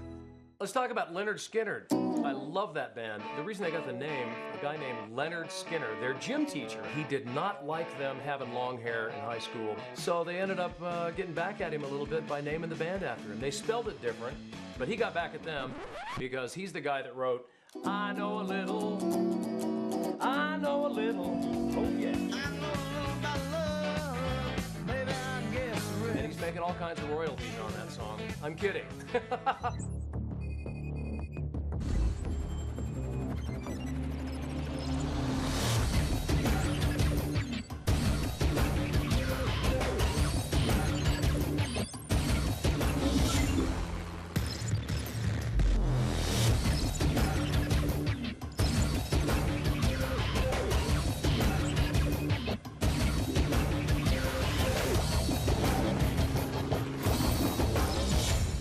Been waiting for the best interest rate possible for a car loan? At Granite Credit Union, your wait is over. That's right. Granite Credit Union is offering interest rates as low as 3.99%, up to 60 months. And with the lowest rate available, you can afford more vehicle or lower your payments with your new auto loan. Auto loans made simple and easy and affordable. Log on to granite.org today for more details. Granite Credit Union, we're with you every step.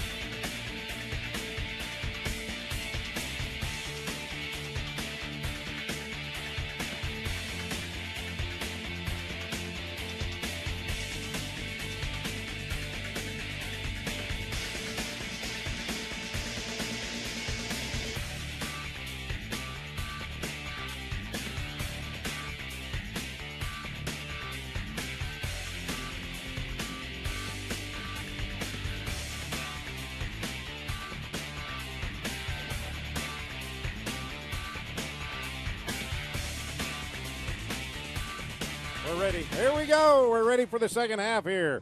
American Fork leading Riverton 17-7. As we head into the third quarter, Rod Zundel, Rob Geertsen here with you. First round of the 6A playoffs. And, well, Riverton should feel pretty good about themselves, Rob, for only being down 10 after 5 turnovers in that first half. Yeah, Riverton with 5 turnovers, 4 interceptions, and 1 fumble. And I'll tell you that big fumble on fourth down really turned the momentum of this football game. And American Fork won the coin flip. They deferred except to the second half. So they're going to get the football to open up the second half. And, Rob, I think this is the ball game right here. If American Fork goes down and scores, I don't think that Riverton has enough firepower to come back. Maybe more mentally than anything because they said we were so close, but we had 5 turnovers, and now we're down 17 points. Well, and American Fork's weapons. A little pooch kick off the stop, and Riverton may get this, and I think they do. They got Riverton with a pooch kick on the second half kickoff, and they get the football. Forget everything we just said. That's huge because, like you said, was AF going to march down the field and put this game away, and now Riverton with a chance in great field position to cut into the 10-point lead. Again, 5 turnovers in the first half, and only to be down by 10 right now. Well, let's flip our talk. If Riverton can score here, yeah, we got a football game again. So it's going to be first and 10 at the 34-yard line of American Fork. Well, playoffs, what do you expect, right? Totally. Dane McDonald hands to Chapman. Chapman inside the 30 down to the 29-yard line. By the way, the winner of this game will take on the winner of Weber and Granger, and this is somewhat of a shocker. Weber and Granger, they were tied at 7 at the half. Granger now leads Weber 14-7. Well, they got that 14-7 in the second quarter. Wow. We'll have to have Sean check up on that, but Weber, can they pull off the second upset of the day? And we got an offside on American Fork. The first upset of the day, Pleasant Grove upsetting East at East. And now Weber, the number 1 seed from Region 1. That would be a huge upset. Yeah, against the number 4 seed. Huge. Well, we've already seen one. True. Against American Fork. And Region 1's a tough region, so to win that one. Well, and we also had Davis 27, Hunter 14 with 2 minutes to go. Pineview and Logan. Logan leading Pineview in the fourth quarter, 42-41. And they had a 42-14 lead. So now it's second down and 5 at the 29-yard line. Riverton trying to capitalize on that pooch kick they recovered to open up the second half. Dane McDonald, Hunkin flank to his right. McDonald fakes to Hunkin. Here comes the pressure. McDonald running for his life. He's not going to get away. Well, credit number 10, Jackson Gregory on the defensive side. You saw him contain McDonald. McDonald wanted to get outside. Dallin Johnson and Brody Schoonover coming in to make the tackle. But it all started as he wanted to get outside, was forced to cut back in. Third down and 3. McDonald, boy, he threw into coverage there, and he was fortunate. Yeah, they caught it, so first down. Yeah, was that Hymas or Hunkin? Tristan Hymas. They had 2 American Fork cavemen. Look at this. They had a chance to get it, but he didn't quite get there. Yeah, that was number 19, Connor Gibb. He thought he had an interception. Well, Riverton moves the chains. They really need to score right here after that first half with 5 turnovers. Yep. So it's first down and 10, ball at the 22-yard line for Riverton, trying to capitalize on a pooch kick to open up the second half that they recovered. McDonald caught inside the 10. Aiden Sluka. Number 88, Braden Sluka. Rod, another big catch for Sluka. First half, he had 3 catches for 65 yards. Just a little slant pattern. He found a spot where nobody was there for American Fork. All right, so here we go. This will be a major turning point here, either way. First and goal for Riverton at the 8-yard line. McDonald on the quarterback keeper. And Dane McDonald's in for the 8-yard touchdown. And the Silverwolves capitalize on a surprise pooch kick they recovered to open up the second half. And now we got a ball game again. I'll tell you what, at halftime, you could not have scripted a better beginning for Riverton to get back in this football game. Dane McDonald.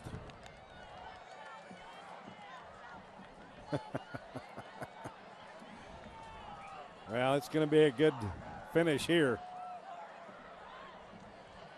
Extra point is up, and it is good by Dax Stedman. Well, you can see right there, he basically it was a called quarterback keeper, and nice job by Dane McDonald finding the hole. You can see another look right here. McDonald, the line did a great job of creating that hole, and McDonald ran right up the seam for the touchdown.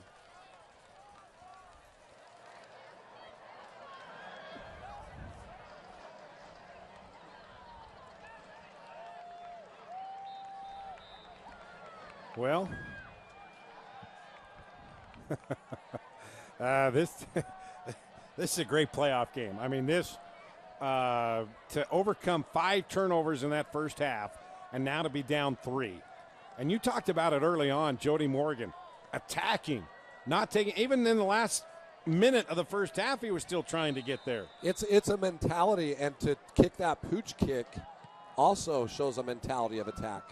And a high short kick taken at the 13-yard line by Chase Roberts, and Chase Roberts breaks through. One man to beat the kicker, and Chase Roberts is going to have a touchdown on a kickoff return.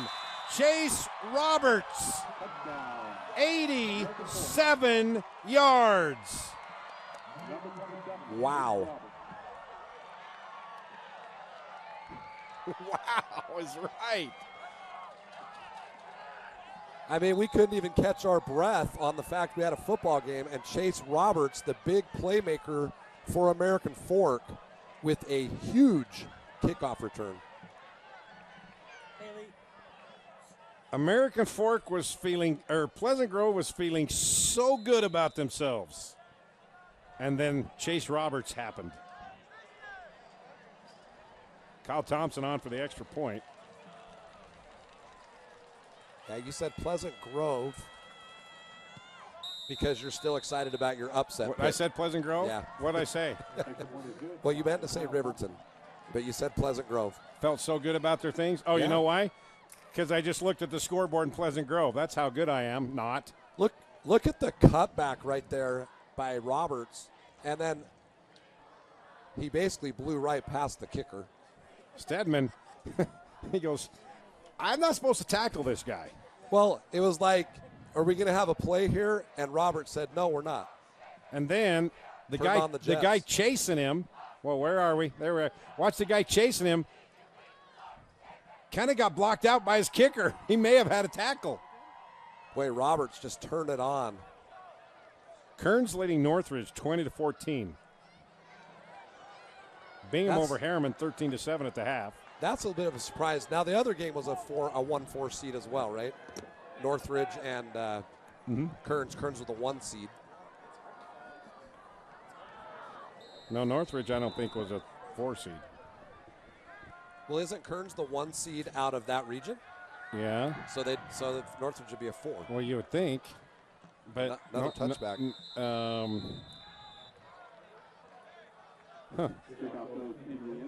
Springville beat Box Elder. I consider that a mild upset, 17-13. Timpview over Highland. So Timpview will move on. They beat Highland 35-10. So Timpview will move on to take on the winner of Roy and Maple Mountain. They play tomorrow. Well, don't forget, Timpview beat American Fork early in the year. And American Fork had a big lead over Timpview.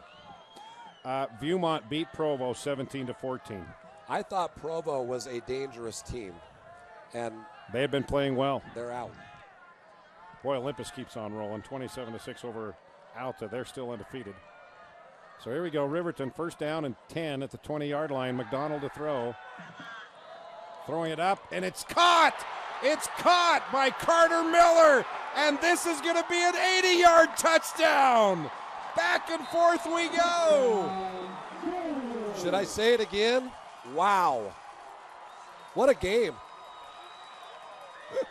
Can you believe that? Carter Miller. The American Fork defender thought he had an interception, but he jumped too quickly. I thought he had an interception too. The pass looked like it was kind of a wounded duck, shall we say, and somehow it found the arms of Carter Miller, and Miller with an 80-yard touchdown. Wow, you are right. Oh, my goodness gracious. Extra point is up and good by Stedman. 24-21 with under 9.5 to play. Let's see this again. All right, let's see who's the defender. He thought he had an interception. Yeah, he came up early and jumped early. I think that was Noah Moiaki. Well, we'll get another look here.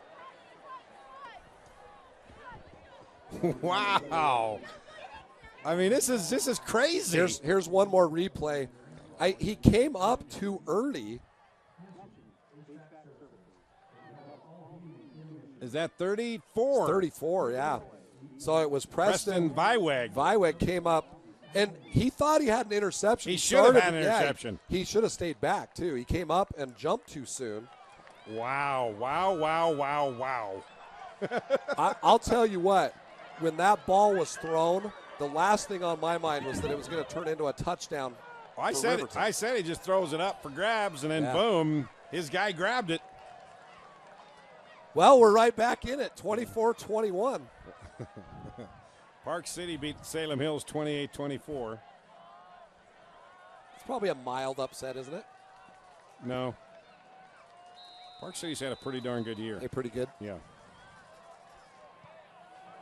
Ooh, Juab 22-21 over Morgan in the fourth quarter. Rod, they just pooched another one. Not quite the same as last time, but. Well, why would you send it back to Chase Roberts? Yeah, no, there's no way I'd kick to him. Yeah. I would rather kick it out of bounds than kick it to Chase Roberts. Well, first half, Boone, 14 of 24, 248 yards, 2 touchdowns, and an interception. And then we talked about the weapons. Roberts, 3 catches, 75 yards, and a touchdown. Now that big kick return.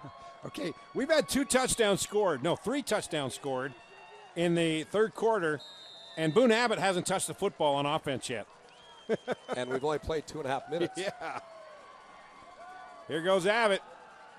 He's going deep. That's caught at the 35-yard line. Chase Roberts.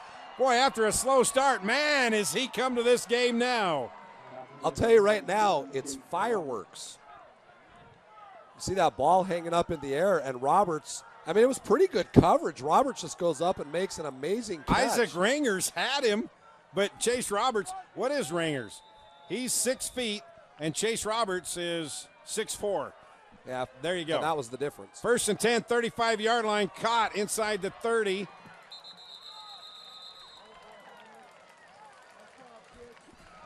And that is Bodie Schoonover.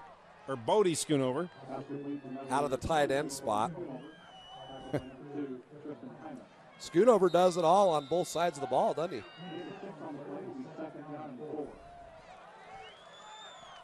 Second down and 4, ball at the 28-yard line. American Fork trying to answer. Big hole. And Jackson Gregory fights his way into the end zone. 28-yard touchdown. 4 touchdowns here in the third quarter in the first 3.5 minutes. Fireworks, like I said. I'll tell you what, when we see the replay of this, watch the effort by Jackson Gregory.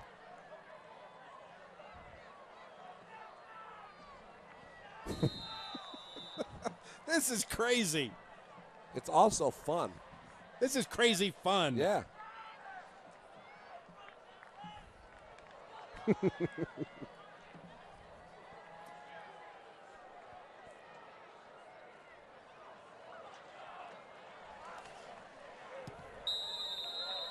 Kyle Thompson kick is good. And then it's back to a 10-point ball game, 31-21. Well, here's your replay. Watch the effort. So there's a big hole, and then he's going to get hit around the 10-yard line and bounce through a couple of guys. And look at him just fighting against 3 and 4 and 5 defenders and found that corner of the end zone by the pylon for a touchdown. Great effort by Jackson Gregory, the 5'10" junior, but he weighs 205 pounds. He's a pretty good load. Okay, Pineview's leading Logan 54-50 with 3 minutes left in the fourth. I mean, are we headed to that type of game right here? Well, I would think so. 4 touchdowns in 3.5 minutes. 54-50. Now, I think you know who I'm rooting for in that game, right? Well, you are from the evil side of those mountains in Box Elder County and Cache Valley. Logan. Yeah, I know.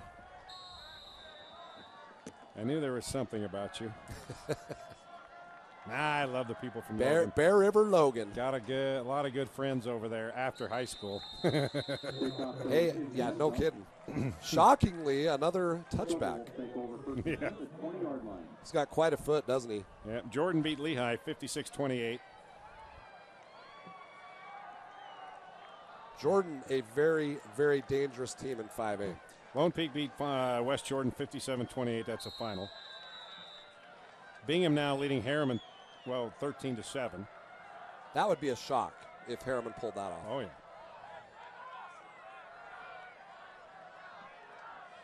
Well, the last time they had it 1st and 10 at their own 20 after an American Fork touchdown, went 80 yards on one play.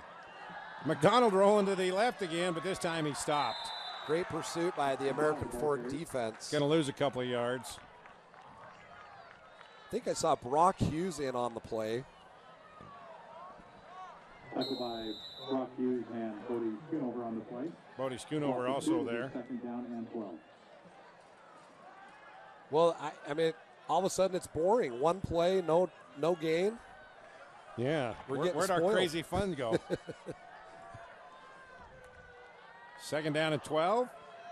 McDonald fakes, and then he tries to escape, and he does. Dave McDonald turned a 4 or 5 yard loss into about a 10-yard gain. I cannot believe he escaped. I mean, he was under tremendous pressure, and you get a real good look at his agility and quickness. Watch the footwork as on the fake. He's in big trouble right now, and then this little dance right here where he was able to elude the tackler, and like you said, took a negative into a positive.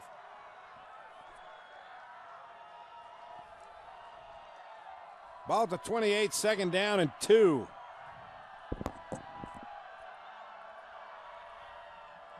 McDonald to Sluka, and he's dropped for a loss. Aiden Sluka. They've run that play a couple of times and been successful. Brock Hughes on the tackle. And Bodie Schoonover again, the two of them.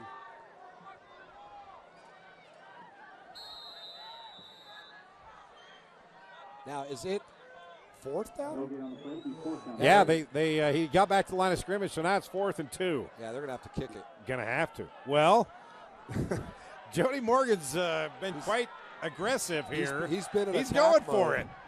4th down and 2 at your own 28-yard line. Let's see if they're just trying to draw him offside. No. McDonald, and the quarterback keeper, outruns the defenders. He's got the first down.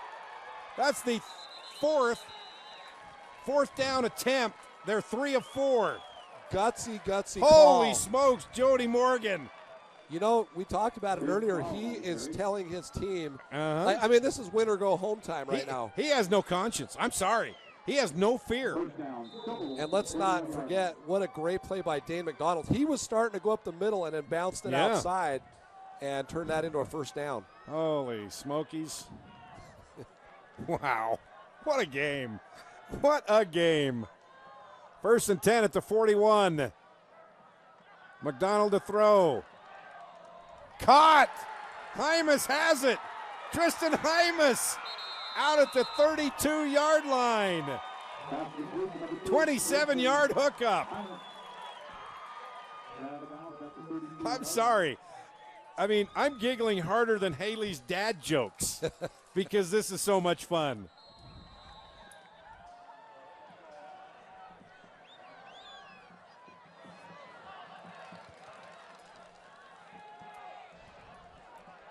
I have a message for Haley on the neck right after this play. Okay, Haley, pay attention. 1st and 10, ball at the 31-yard line for Riverton. Hymas has it. Trying to get the edge. He finds the edge, and he's going to pick up about 6 yards, maybe 7, before he's knocked out of bounds. All right, go ahead. Haley, listen up. Haley, my good friend just texted me. Jim Ray played for Utah State back in '95. He was a wide receiver. And the text said, tell Haley Smith I miss seeing her on KSL. And guess what, Haley? He has DirecTV. No! Oh, I am so sorry. But that is why, my friend, you need this app. All right, because then you won't miss me. Back on. Well, he's enjoying you right now. 2nd down and 3, ball at the 24-yard line. Blake Chapman's got it. Going to be close to the first down. He's going to be about a yard shy. Wow, Haley's got her own Game Night Live fan club. That just made my night, guys. Absolutely. Oh, tell him thank you so much. I will let him know. I will come in with no short supply of dad jokes. He actually lives in American Fork, so he wanted to watch the game, but he loves Haley. So. Oh, I love it. Thank you. Made my night. Haley, don't you have a cute friend that wants to text you and say, hey, I love that Rod Zundel? Let me see. Hold on. Let me check that text. 3rd down and a yard at the 22. McDonald, he's got the first down. Flag down.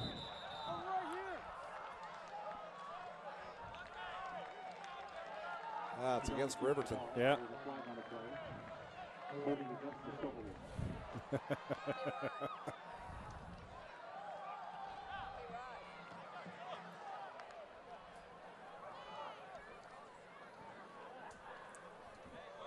Am I greedy for wanting points on the board? I mean, well, we got you know, spoiled. They've set us up. Anything less would be uncivilized. That's right. All right, ball spotted back at the 33-yard line. Now it's 3rd down and 12.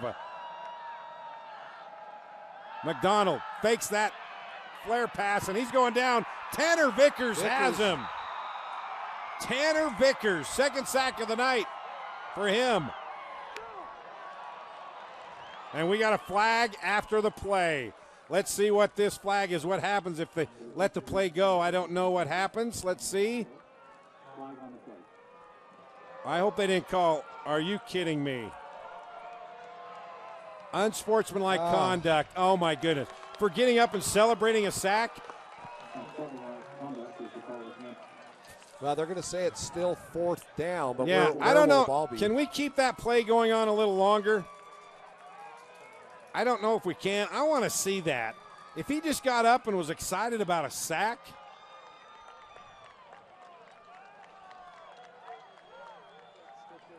Let's see here. Okay, right there. Boom. Goes down. Don't know what was said, but let's see.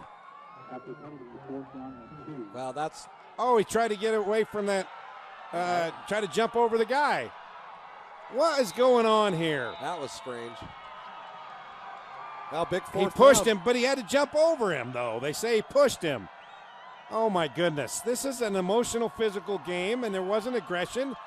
And he was going away from the guy who tackled. And he was trying to get over that guy that was on the ground. Come on. Anyway, it's 4th down and 2 at the 23-yard line. McDonald, he's not going to get it. And the American defense holds. Brody Schoonover finishes him off. I'm sorry.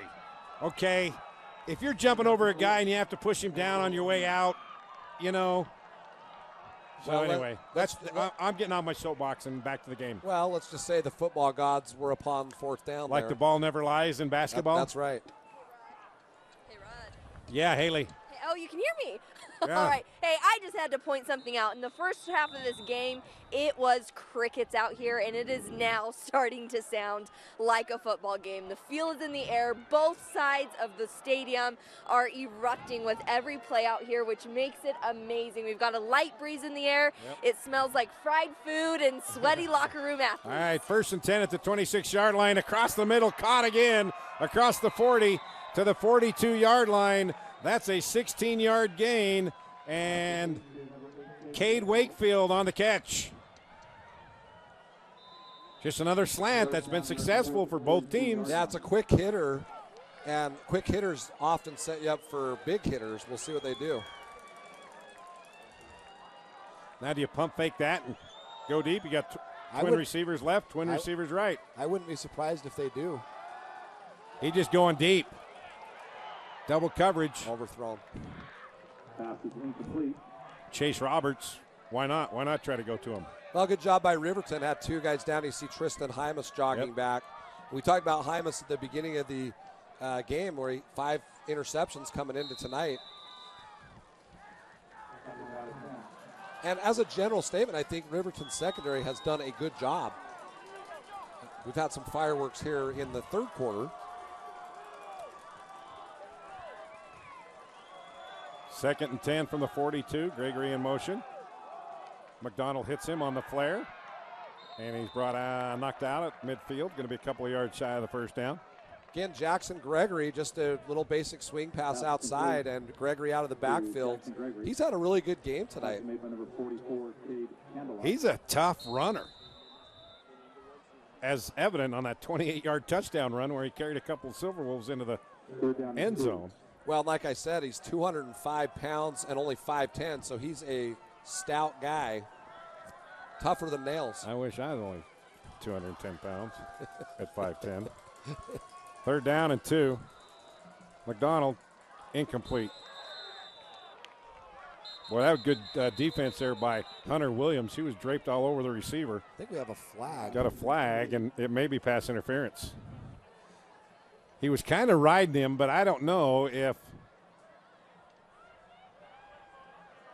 they're going to call that he was a little quick to get there. Well, if it's on Riverton, you don't need to ask the coaches if they're going to accept it. Of Yeah. course they're going Well, they're going over to American Fork. They went to the wrong sideline. Well, that's what I mean, but American Fork is going to accept the penalty. Yeah. Because otherwise it's 4th down. Good point. Well, now here we get the call.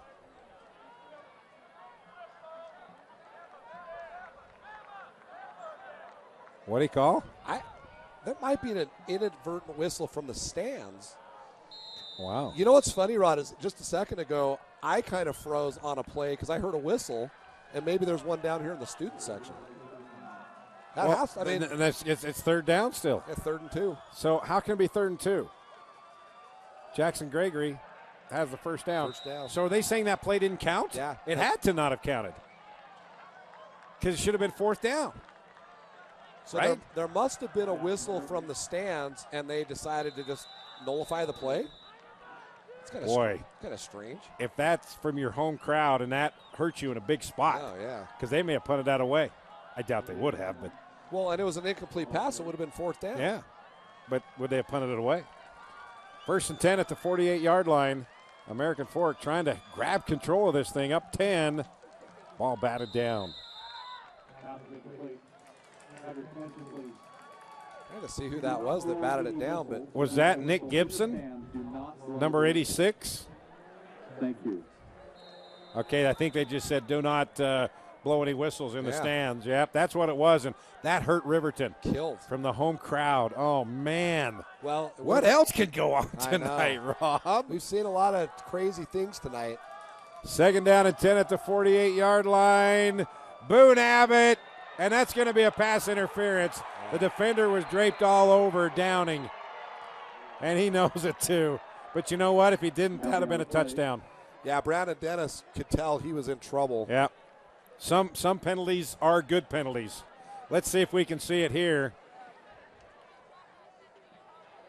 Well, can't really see it there, but he had his right hand all over him. It's a good call. But like you said, if Dennis doesn't mix it up right there, it's probably a touchdown. So it's a 15-yard mark-off. Ball will be placed at the 33-yard line for American Fork. This is the type of drive where you put the game away if you can score. Yep, 1st and 10, 33. Boone Abbott, quick out to Chase Roberts, and he's brought down at the 16-yard line. That's a 17-yard hookup. I like the play. It's just a timing pattern, quick, just turn and catch, and the ball was delivered right where it needed to be by Boone And the Abbott. defenders are getting him a lot of cushion because he's beat him a couple of times twice down the field.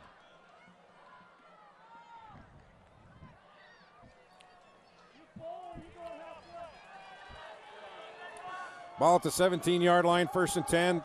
Boone Abbott, same play to Roberts. And he's going to be close to another first down. I think he's got it. Should be 1st and goal. Roberts with back-to-back catches basically on the same play. It was the same exact play. And why not? They're giving him so much respect and cushion that just push the defender back. And you got a quarterback that can hit those 10, 20-yard deep out patterns. Yeah, American Fork saying, you want to play off 15? We'll take 12. Yep. So American Fork has it, 1st down and goal at the 7-yard line. Boone Abbott to throw to the end zone. Touchdown. Touchdown, American Fork. Roberts. Chase Roberts. Boy, he is something else. What's funny is he had a quiet first half and then exploded on that kick return, and now he's dominating right now. I mean, they can't. That's 3 straight passes they went to Roberts.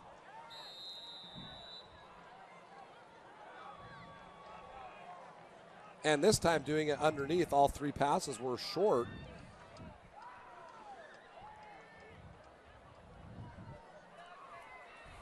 Kyle Thompson on for the extra point.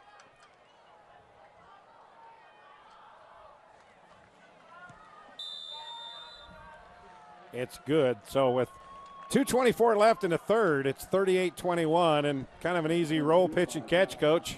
Yeah, basically they just rolled him out, and Roberts got in front of the defender. Real basic play and a touchdown. Here you can see they're just rolled him out about 5 yards, and nice pass. And just got the ball right where it needed to be for the touchdown. Roberts hauls it in. And he shows why he is one of the state's biggest weapons. I mean, he is something else.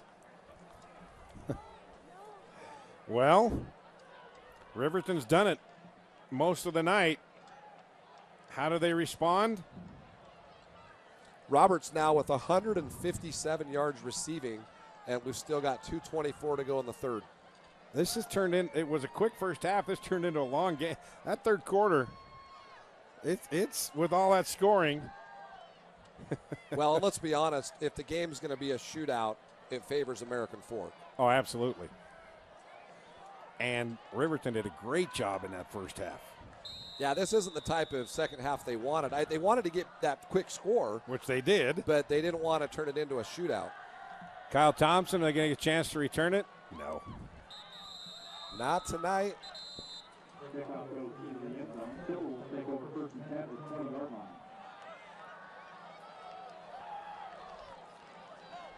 Was that touchdown the dagger for Riverton? Well, we thought that may be the case when Chase Roberts went 78 yards for a touchdown, or 87 yards for a touchdown on the kickoff return. Well, let's see how they respond. Jody Morgan, as we've said, he's had his offense attacking, and right now this is the single most important drive of their season. Yeah. They've got to get a touchdown here.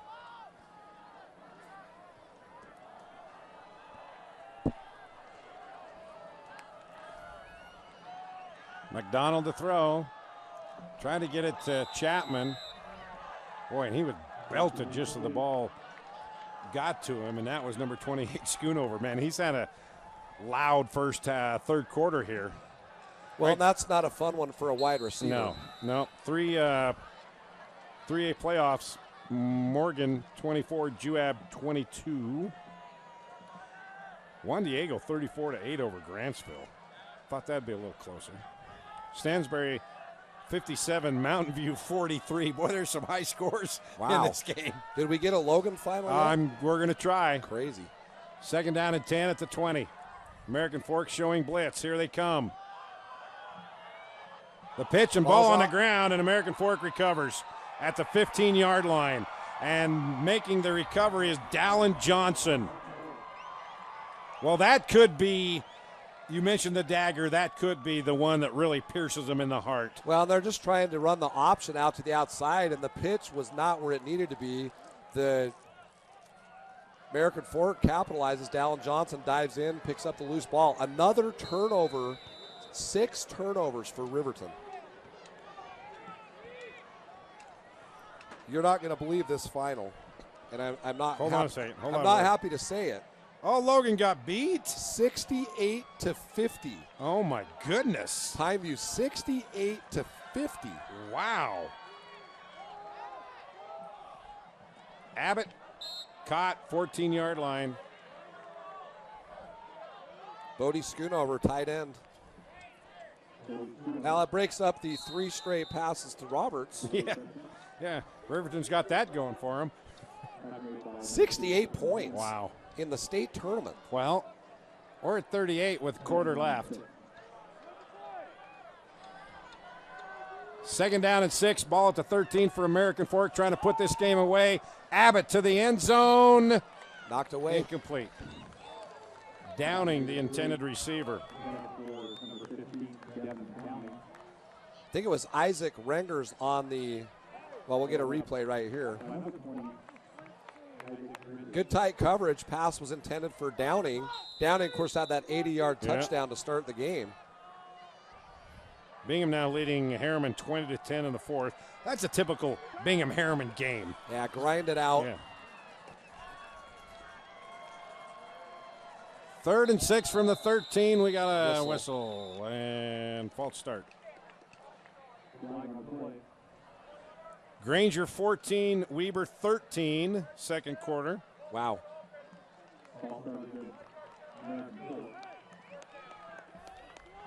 Yeah, Davis did beat Hunter 27-14. And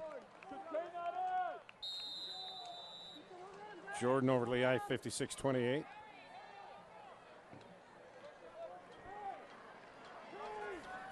Skyview 61-21 over Snow Canyon. Now it's 3rd and 11, ball at the 18-yard line. Boone Abbott to the end zone. Caught, touchdown. Guess who? Chase Roberts, 18 yards, and that may have just put this game away. Did you see how easy it was Chase Roberts was just standing there wide open, and I think you're right. I think that will probably do it. We still have a full quarter to go, but that's going to be tough to come back from. Chase Roberts. We need to go, Sean. I lost count of how many touchdowns, receptions that is for Chase Roberts. 3 plus a kickoff return. So Chase Roberts' 3rd touchdown catch of the night to go along with his 87-yard kickoff return. So if you're keeping track, that's 4 total touchdowns for Chase Roberts.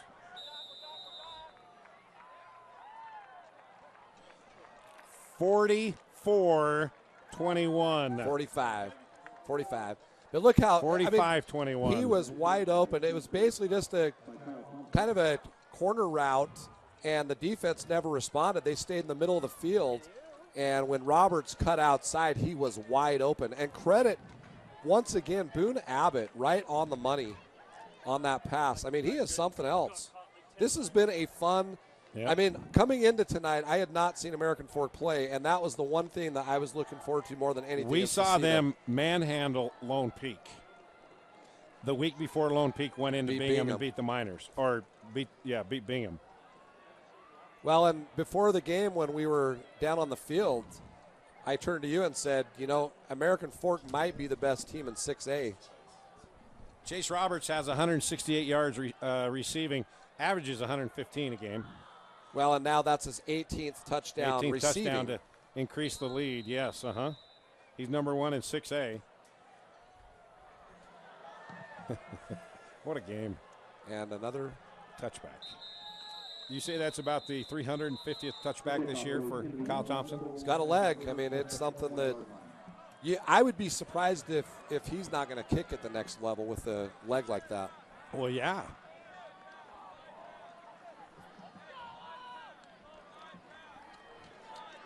All right, this is what time where Jody Morgan says, guys, we've given it our best shot. We're in a hole. Let's see what we're made of. Well, let's go back to Riverton's last touchdown. It was kind of a fluke. Remember that one? We thought it was going to be intercepted. True. So that's why they didn't want to get in a shootout, because they don't have the same weapons that American Fork does. McDonald caught. That's Hymas. Boy, what a job by McDonald to keep the play alive there. He's done that all night long.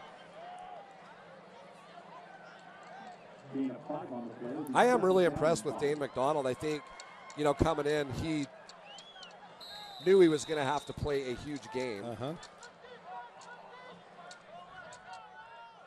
Well, we talked about, didn't you say you thought 45 points is what Riverton would need? And well, I said 35, but then after we bumped it. Yeah, then 45. But after the first play. A couple of yards there. Chapman. Yeah, I just didn't think that Riverton's defense could handle this passing attack. And they did a great job in that first half, but then just when they keep coming at you, Coach, you're just spinning your head saying, man, I can't keep up. And that's what's happened. You can only do so much. And they were awesome in that first half. 3rd down and 3, ball at the 27-yard line. The handoff to Hymas. He fumbles the football, but he picks it up, and he's not going to get the first down. And he is just brought down for a loss on the play. And the guy finishing off is guess who? Bodie Schoonover. Well, you can see he never really got a handle on it. There's Schoonover right there. And then coming in late to make the final tackle, Brock Hughes. That should be the last play of the third quarter. So we have come to the end of a wild and crazy third quarter. American Fork goes to the fourth, leading Riverton 45-21 here on Game Night Live. We're with you every step.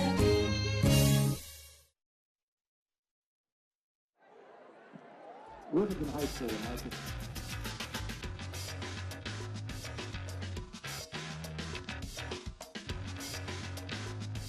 Waiting for the best interest rate possible for a car loan? At Granite Credit Union, your wait is over. That's right. Granite Credit Union is offering interest rates as low as 3.99%, up to 60 months. And with the lowest rate available, you can afford more vehicle or lower your payments with your new auto loan. Auto loans made simple and easy and affordable. Log on to granite.org today for more details. Granite Credit Union, we're with you every step.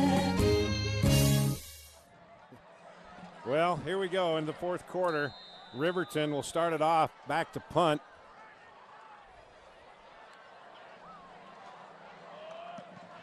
And he goes off the side of his foot. American Fork's going to have great field position near the 45-yard line. Boy, and that's not what you wanted. Crazy third quarter. I don't know if I've seen a quarter like that from both teams, at least this year. So was it 21 straight? Because wasn't it 24 to 21? Yep. Yeah, so American Fork with 21 straight points. Yep. And now 45 to 21. Riverton cut the lead to 17-14 a couple of minutes into the third quarter. And then Chase Roberts, a kickoff return for a touchdown. Dane McDonald on the next play, 80-yard touchdown. And then Jackson Gregory, touchdown. Abbott to Roberts.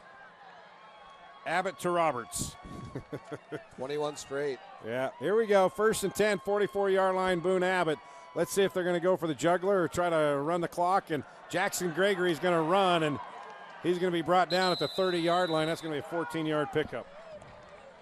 Well, I guess if you're going to try to run the clock out, you might as well do it in 14-yard chunks. Well, finally brought down by Jackson Curtis, but Jackson Gregory quietly going about his business tonight and having a really big game. And I say quietly because they have so many weapons that he kind of flies under the radar. But tonight, his performance has been outstanding. Skyridge leading Farmington 56-7. Well, that's a final now. Still 14-13, Granger over Weber. Boone Abbott to throw. He fakes the out pass, and now he's going deep. He's got a man, and it's knocked away at the last minute. Great defensive play by Hunter Williams. That was intended for Gregory. Now Gregory with 101 yards rushing. We got great statistician up here, don't we? Yes, we do. Sean Walker. It's nice to have that.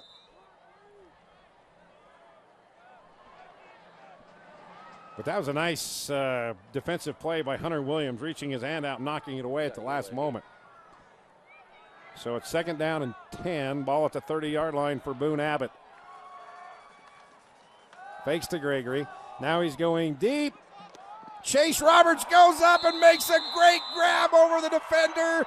Touchdown, 30 yards. Chase Roberts, his 5th touchdown of the night, 4th through the air. Can you believe Unbelievable. that? No, I cannot. There's no way he should have caught that football. No way. What an unbelievable effort by Chase Roberts. Kalani Sataki, how do you like number 27? Oh, their eyes are lighting up. Zach Wilson, the quarterback from Corner Canyon, he's probably watching this too, loving what he sees, having some weapons coming in. Well, they're big fans of KSL. Yes, absolutely. Yeah, and the KSL TV app and KSL.com. Holy smokes, how did he catch that? We're going to look at that again. That's amazing. 5 touchdowns. Extra point, good.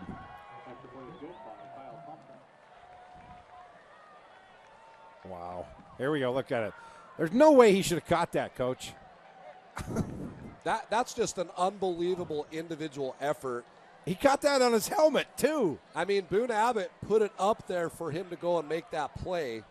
And he came, it was kind of weird. You can see here on the throw, but he came back underneath the defender to make that catch. Over the top of the defender. That's something else. That's incredible. If you're number 20, Isaac Rengers, what else are you supposed to do defensively? Nothing. Tip your cap. Nothing you can do. Tip your cap. And so he's 6'4", and Rengers is 6 foot. Again, they've had that battle a couple of times here in the second half, and 6'4" was one out both times. Well, when you throw it up like that, that's usually what's going to happen. That's 28 straight, right? 28 straight points after it was 24-21. So Chase Roberts has a Sean Walker's trying to tell me something. What? Last 3 catches have been touchdowns. Wow. Oh, that's why they're circled. Yeah, okay, all right. I tried to get a grasp of his stats here. Sign language.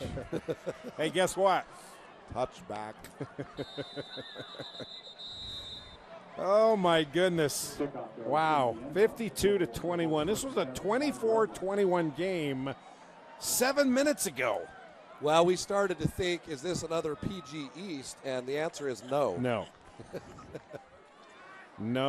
No. 52 points. Wow. And we were at 24 with, 9 minutes to go in the third? 24-21. 8.5 minutes left. Yeah. So that's about 9.5 minutes ago. Crazy. They've scored 28 straight in 9.5 minutes. Across the middle, caught. First down out at the 31-yard line. Ball's Ball on on the the ground, turf. but I think they're going to call him down, or are they? I don't know. There's a discussion. The official was late getting there. He's going to say it's, yeah. I mean, I think that, I don't know. Because even the American Fork players didn't react until the tackle was made. How many turnovers is that? 7? 7. I mean, And you know what? The official was not there, so let's see.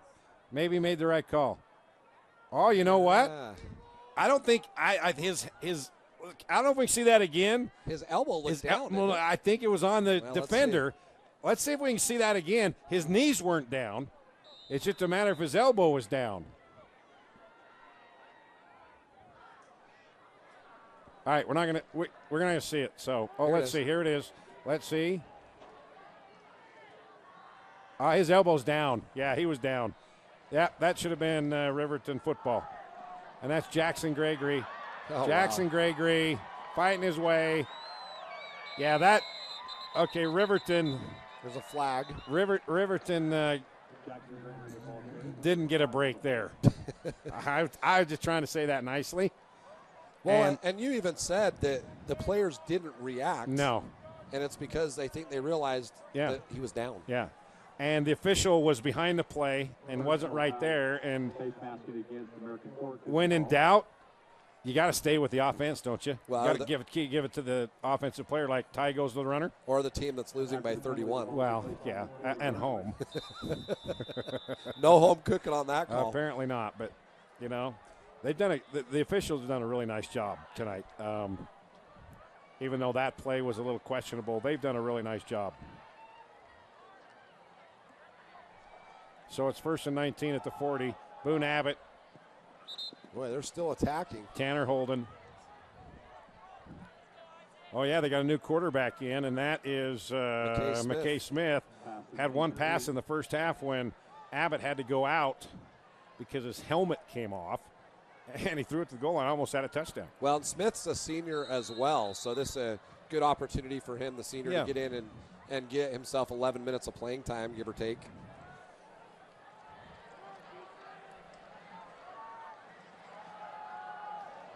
McKay Smith, he's going to the end zone again, or actually to the 10-yard line. It's a flag on the near sideline. Yeah, and it's incomplete.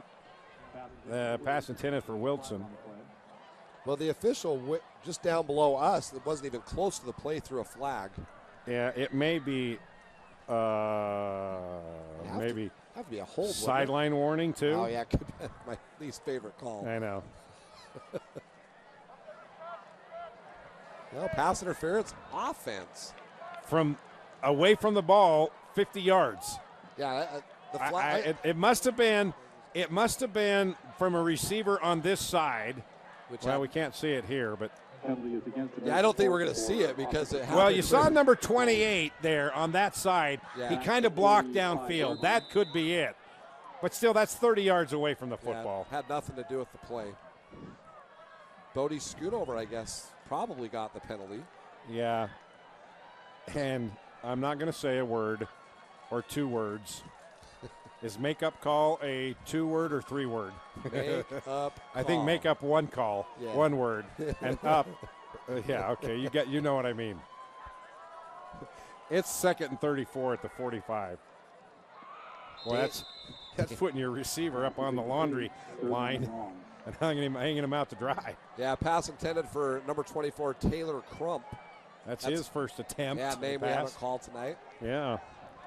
But I think we're going to see some names that we haven't called. I see number 3, Peyton Wilson, out there on the field as well. He's been in. He's had, Peyton's had a couple of plays thrown his way. You know what's interesting, though? They brought in the backup quarterback, and they're still throwing the football. Yeah. 3rd and 34. Where's Chase Roberts when you need him? Now it's going to be 4th and longer. That's number 82. Don't have that on my sheet. Who's that? What is he on your sheet? Zachary McDougall. Zachary McDougall. So we got a McDougall from Riverton and a McDonald from Riverton. Tongue twister if they're out there at the same time. Tanner Holen back to punt this thing away. Tristan Hymas all the way back to his 25-yard line. So after that short punt by Riverton, the Silver Wolves defense held again. And he kicks away and out of bounds. Now, what's the running clock rule? Is it 30 or 35? 35 in the second half. So we're not quite there, 52-21. That would be 33, wouldn't it? Would it not? No, 31. Now, English or math, which is your strong point? Neither. Okay. But it's 31, right? It's 31 points, right? Yes. See, that's what I'm seeing. Hey. I'm glad I got a calculator on my phone to do that. Can we get another joke? Haley, got another dad joke ready? I sure do. Okay. Would you like it now? Yes. What's a monster's favorite play? What? Romeo and Juliet. Oh, wow. I don't know. I'm not going to laugh on that Wait a one. second. Wait a second. A monster's favorite play? Nomeo? And Juliet. Yeah. Oh, Romeo and Juliet. Oh, my goodness gracious. Did I have to explain that? Yeah, when that you have just to makes explain me sound it. Foolish. No, would never do that to you, Haley. Hey, but Rod, did you notice something? What's that? Did you notice something different? Oh. Hey, look at your hat. I changed it. Yes, Wardrobe that is very change. stylish. That now, you know what? Are you jealous of this one too? Yes. Good. But I like the other one, but it looks that one is you. That one is you. See, if I put that on, I would just like a moon pie with a hat on. This does not mean you can take my other cap from the first quarter. Okay, I like that. That's caught. Rangers, I think, has it. No, Stetson Thacker.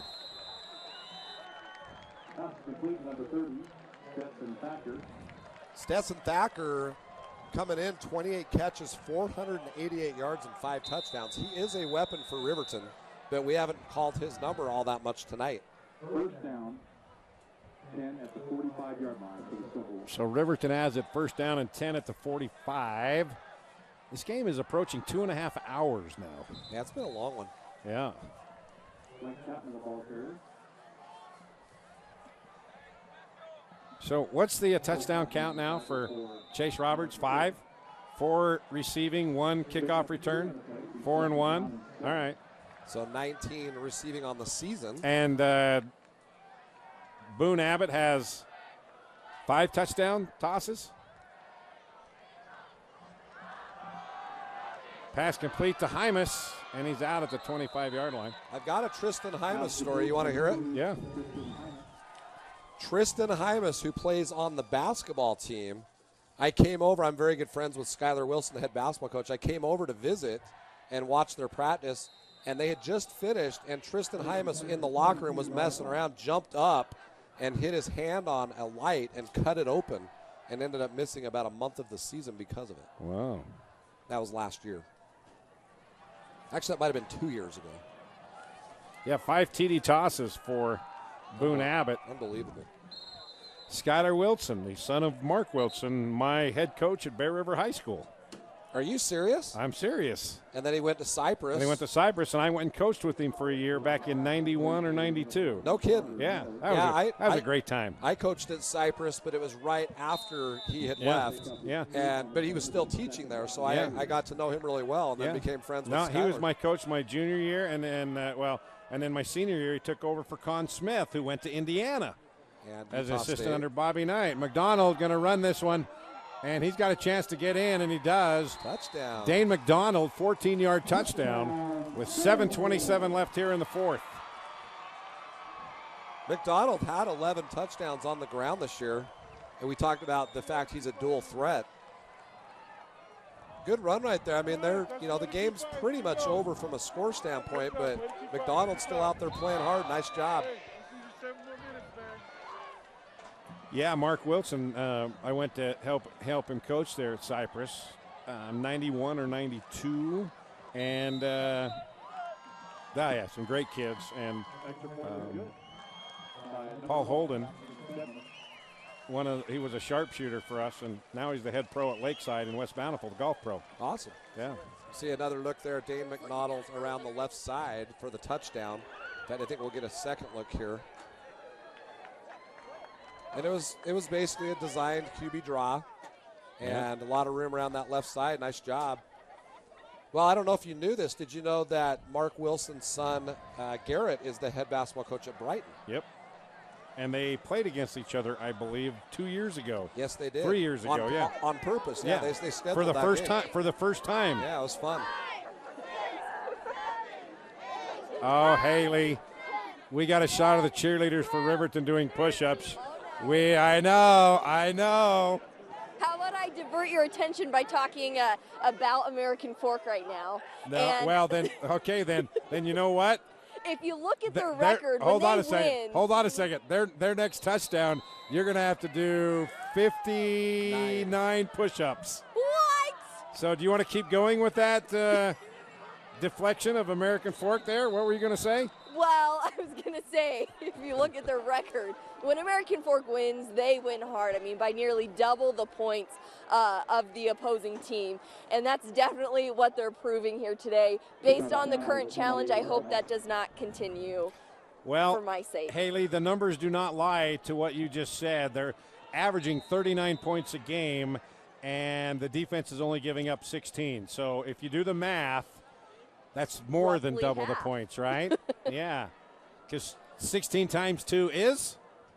32. And that's how many less than 39? That's 7. Yes. You guys are good. I'm a college graduate. You're a college graduate. Well, we got new players out on the field that we're going to have to get to know a little bit. That was number 36, number 1 in your heart, but number 36 on your jersey. And I don't have his number, so we got to go to the other roster. Oh, I'm going to find him. Spike Adams. Spike Adams on the carry. Spike Adams, that's a Halloween name. All right, I got a trivia question for both of you. Uh-oh. I'm listening.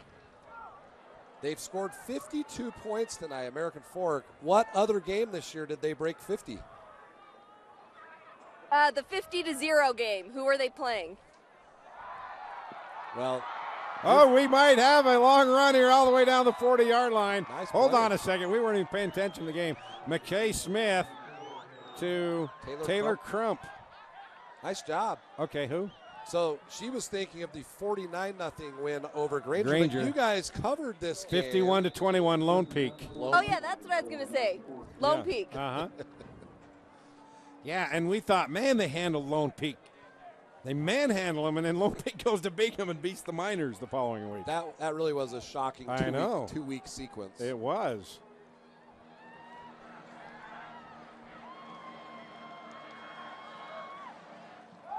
McKay Smith quickly, and it bounces off the receiver.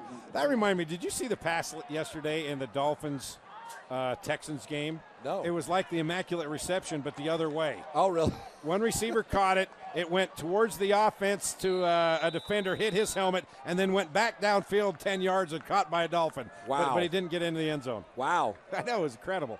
Well, that pass intended for Jackson Lewis, and it got knocked up in the air, but incomplete. So it's 2nd down and 10, ball at the 40. First down run. And that is number 36 again. Was that Spike Adams? Yeah, our boy Spike Adams.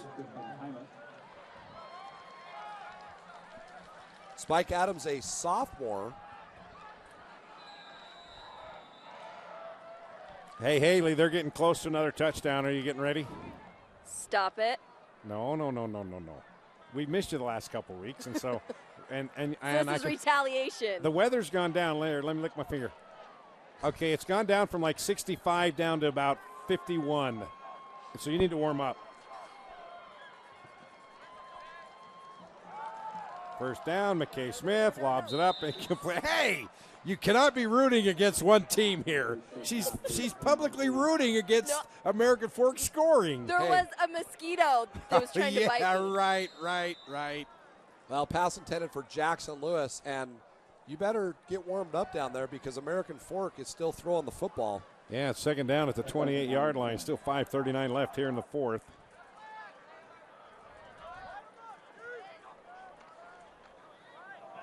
Spike Adams dances his way to the 25-yard line. Well, mark him down at the 26. Well, if she's not going to do push-ups, she's going to do push-ups. Can we do donut from a string?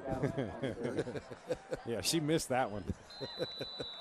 No, she's going to do push-ups.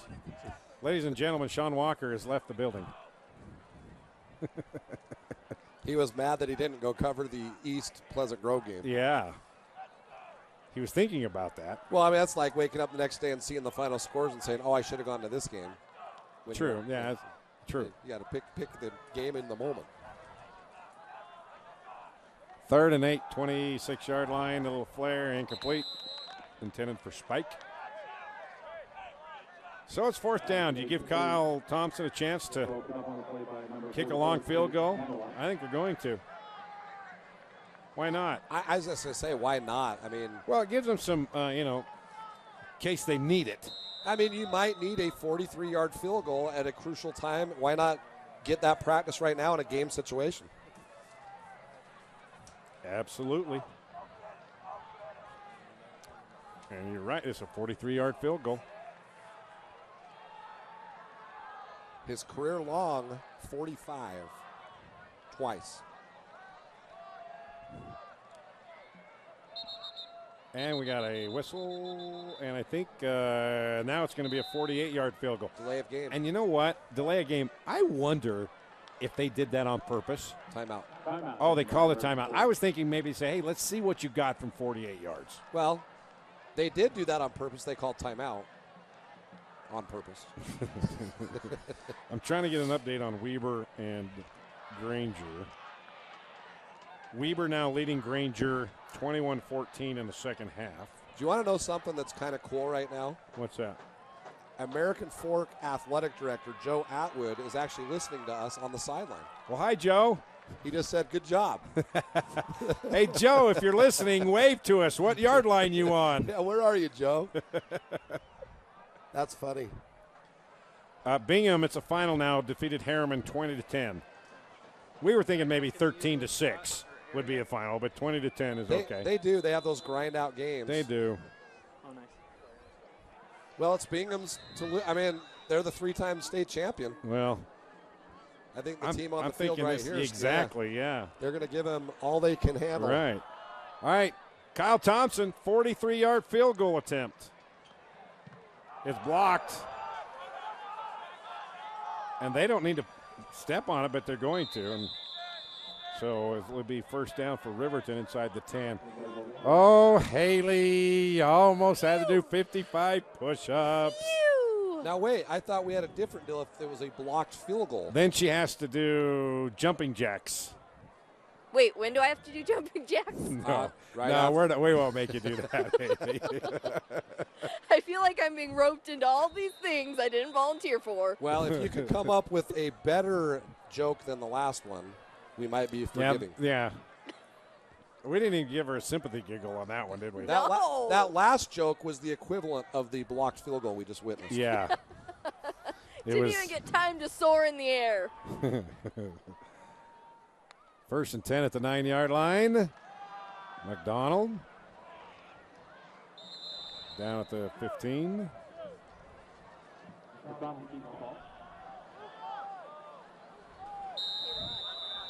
Let us know, Haley, when you get one in your mind. I've got one. Okay, hang on after this play. Okay, I'm trying. Hang on. The viewers on KSL TV app say, really? So what else do you want us to talk about in 52-28 game?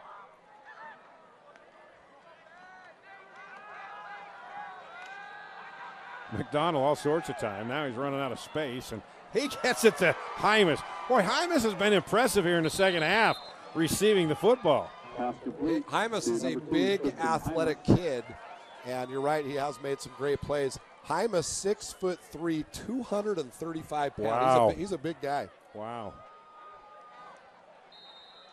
That's almost like Dane Leituaila from Taylorsville. Yeah, big guy.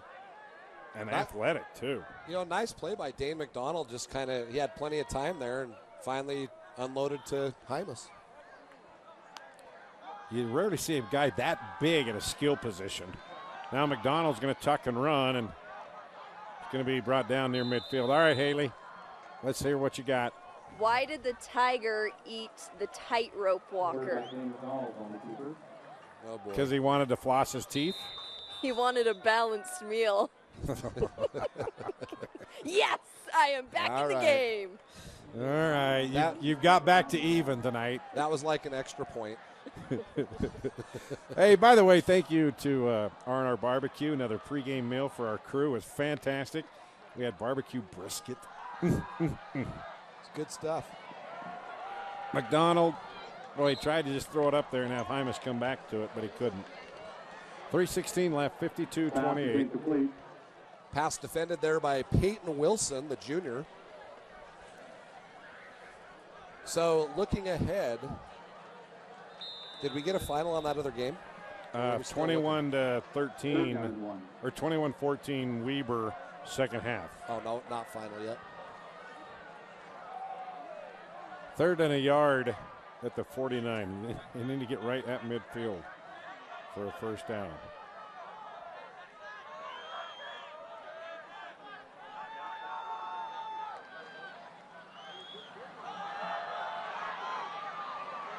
McDonald just trying to find some place to go. He got first down at the 49 of American Fork. Up over midfield.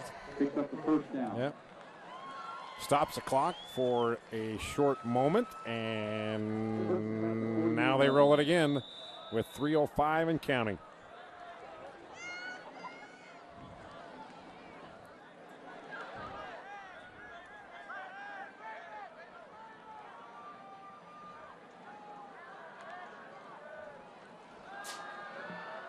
McDonald to Hymas. Nice cut. Tristan Hymas. Oh, he's tripped up. I believe that was Peyton Wilson who saved the touchdown, and it was. Wow, just reached out and knocked his ankles out from under him. Here's the replay. So outside, you see Tristan Hymas cut back in and then just turned on the Jets, just barely tripped up. Yeah, look at his reaction there. He knew he was that close to a touchdown. Riverton does have all 3 of its timeouts remaining. Jody Morgan may want to use some just to get his kids extra playing time. McDonald. Dane McDonald inside the 15. Dane McDonald is a good high school football player. You see he got shaken up on that play. This will be a good opportunity to give a shout out, and we'll see if you know the answer to this. It'll be a tough question. Here's our replay as McDonald bounces outside, tried to point downfield to get a block. Yeah. But anyways. Hang on for that. Now we got a play coming up. Yep. Second down and 1.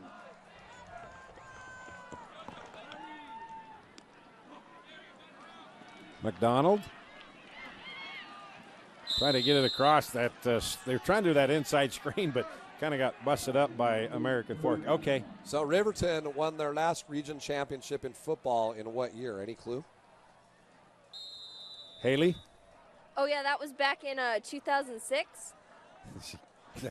Yeah, nice guess. 2014. Okay. And I we was so close. Well, we actually have Connor Henderson was a member of that team. He's actually watching right now. Oh, hi, Connor. All your buddies from Riverton saying hello to you. Thank you for downloading the KSL TV app. McDonald caught at the 2. Was that Rangers? No, Stetson Thacker. Thacker. Yeah, well, that's a first down on 3rd and 1. First and goal at the 2. Look at him go up and get that. That's just a great effort. because the defense was pretty good there Yep. by Ryan Lang, but Thacker just went up and made a play. Under 2 minutes to go here.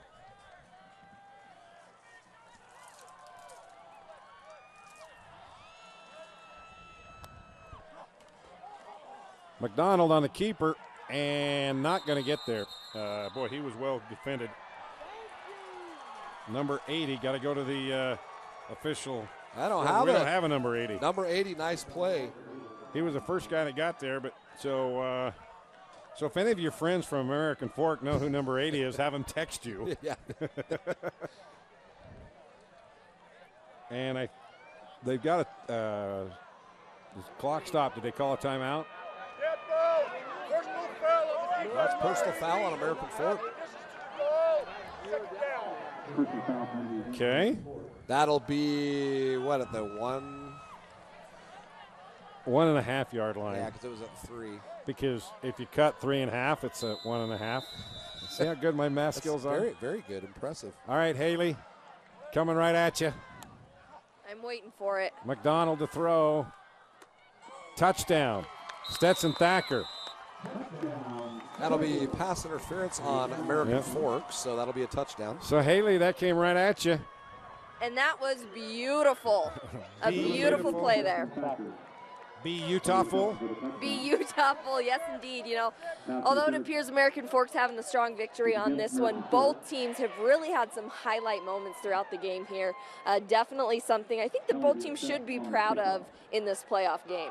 I'm impressed with Riverton. I mean, they're going to lose this football game, but you know what? They gave themselves every opportunity to take control of this thing. 6 turnovers, you just can't. Well, I mean, 24-21, and you had 6 turnovers. And look, And they had some really good moments on the field. As you go back and watch these highlights, you're going to see some beautiful, beautiful moments from Riverton on both the offense and the defense. Some Be Utah full moments. I like the word beautiful, okay? well, and I go back to that first half. You are so beautiful. They missed the extra. By the way, they missed the to extra point. Me, can't you see? That's better than Dandy Don Meredith. Turn out the lights, the party's over.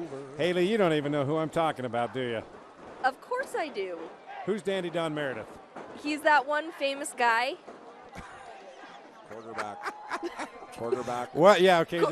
A quarterback Okay. for an NFL team. Okay, but what did he do to Announcer. make him famous? He Shush! he had this beautiful play. He had a beautiful play. That Beautiful play. Okay, there's a foul. I guess another unsportsmanlike. Oh, they took the. Well, no. Yeah, I don't know what they're doing. Yeah, I 'cause didn't they- see it. they- I'm too they- busy listening to Dandy Don. Have you ever heard of Howard Cosell? She hasn't. This is Howard Cosell. oh, you're still talking to me? Yeah, okay, all right. Oh, my goodness. They were like the big shots in Monday Night Football in the 70s and early 80s. They were the announcing crew. Dandy Don Meredith every time. See, now I don't understand why you don't do an onside kick. Yeah, do a pooch. Yeah. Danny Don Meredith, when the game was over or a blowout and you knew it was going to be over, he'd always sing, turn out the lights, the party's over. All good things must come to an end. Wait, what was his name? Don Meredith. Don Meredith, Dandy Don Meredith. He used Danny to- Don Meredith. I think we should no, let, hold on a let second. him Hold have on, that. hold on. Dandy Don Meredith, not Danny. Oh, Dandy. And don't you criticize my party's over singing, Miss Dad Jokes. I said dad jokes, not bad jokes. I may have been thinking that, but I said dad. And the truth comes out. Hey, you've heard me giggle at your jokes all season long. All right. Well, I tell you, this was a fun and crazy game. Give Riverton credit. They gave them. We talked about it. They gave themselves a chance. But 6 turnovers, you just can't do that. Well, I mean, you go back to that first half. They had opportunities Yep. to actually put some pressure on American Fork, but turned the ball over. Yep.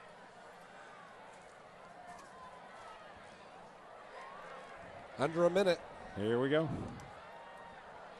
Well, Stetson Thacker on that touchdown, that was his sixth touchdown catch of the season.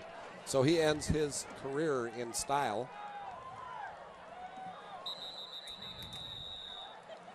And we got a whistle and I believe delay a game. Well, they threw the flag before it, so I think it's actually I think else. they're counting how many men are on the field, right? Haley? What's going on down there, Haley? Oh, we were just warming up our hand warmers. I was a little sidetracked. I'm sorry. They're waving off the flag. Do you know why? Because there was still 2 on the play clock when he threw it. Oh. Because that's why I was confused. I think they were looking at Haley's hat. It's a sweet hat. All right, clock back, continuing to run. We're about done. This is victory formation. Turn out the lights. The party's over. It is. All good dad jokes must come to an end. Well, I leave tonight very impressed with American Fork. Chase Roberts had himself a heck of a game. And 6 touchdowns. Unbelievable. Okay. So that will do it. And American Fork moves on to the second round of the 6A playoffs. They get the win here at Riverton, 52-34 your final. All right, Rob, it was a pleasure, man. Thank you for having me. Glad to have you here. For Haley, for our entire crew. Haley, good night, Haley. Good night to you. Okay. Thank you for watching, and we will see you again next week on KSL TV app and KSL.com. 52-34 your final. American Fork moves on in the 6A playoffs. Have a great night, everybody. See you tonight on KSL Channel 5 at 10.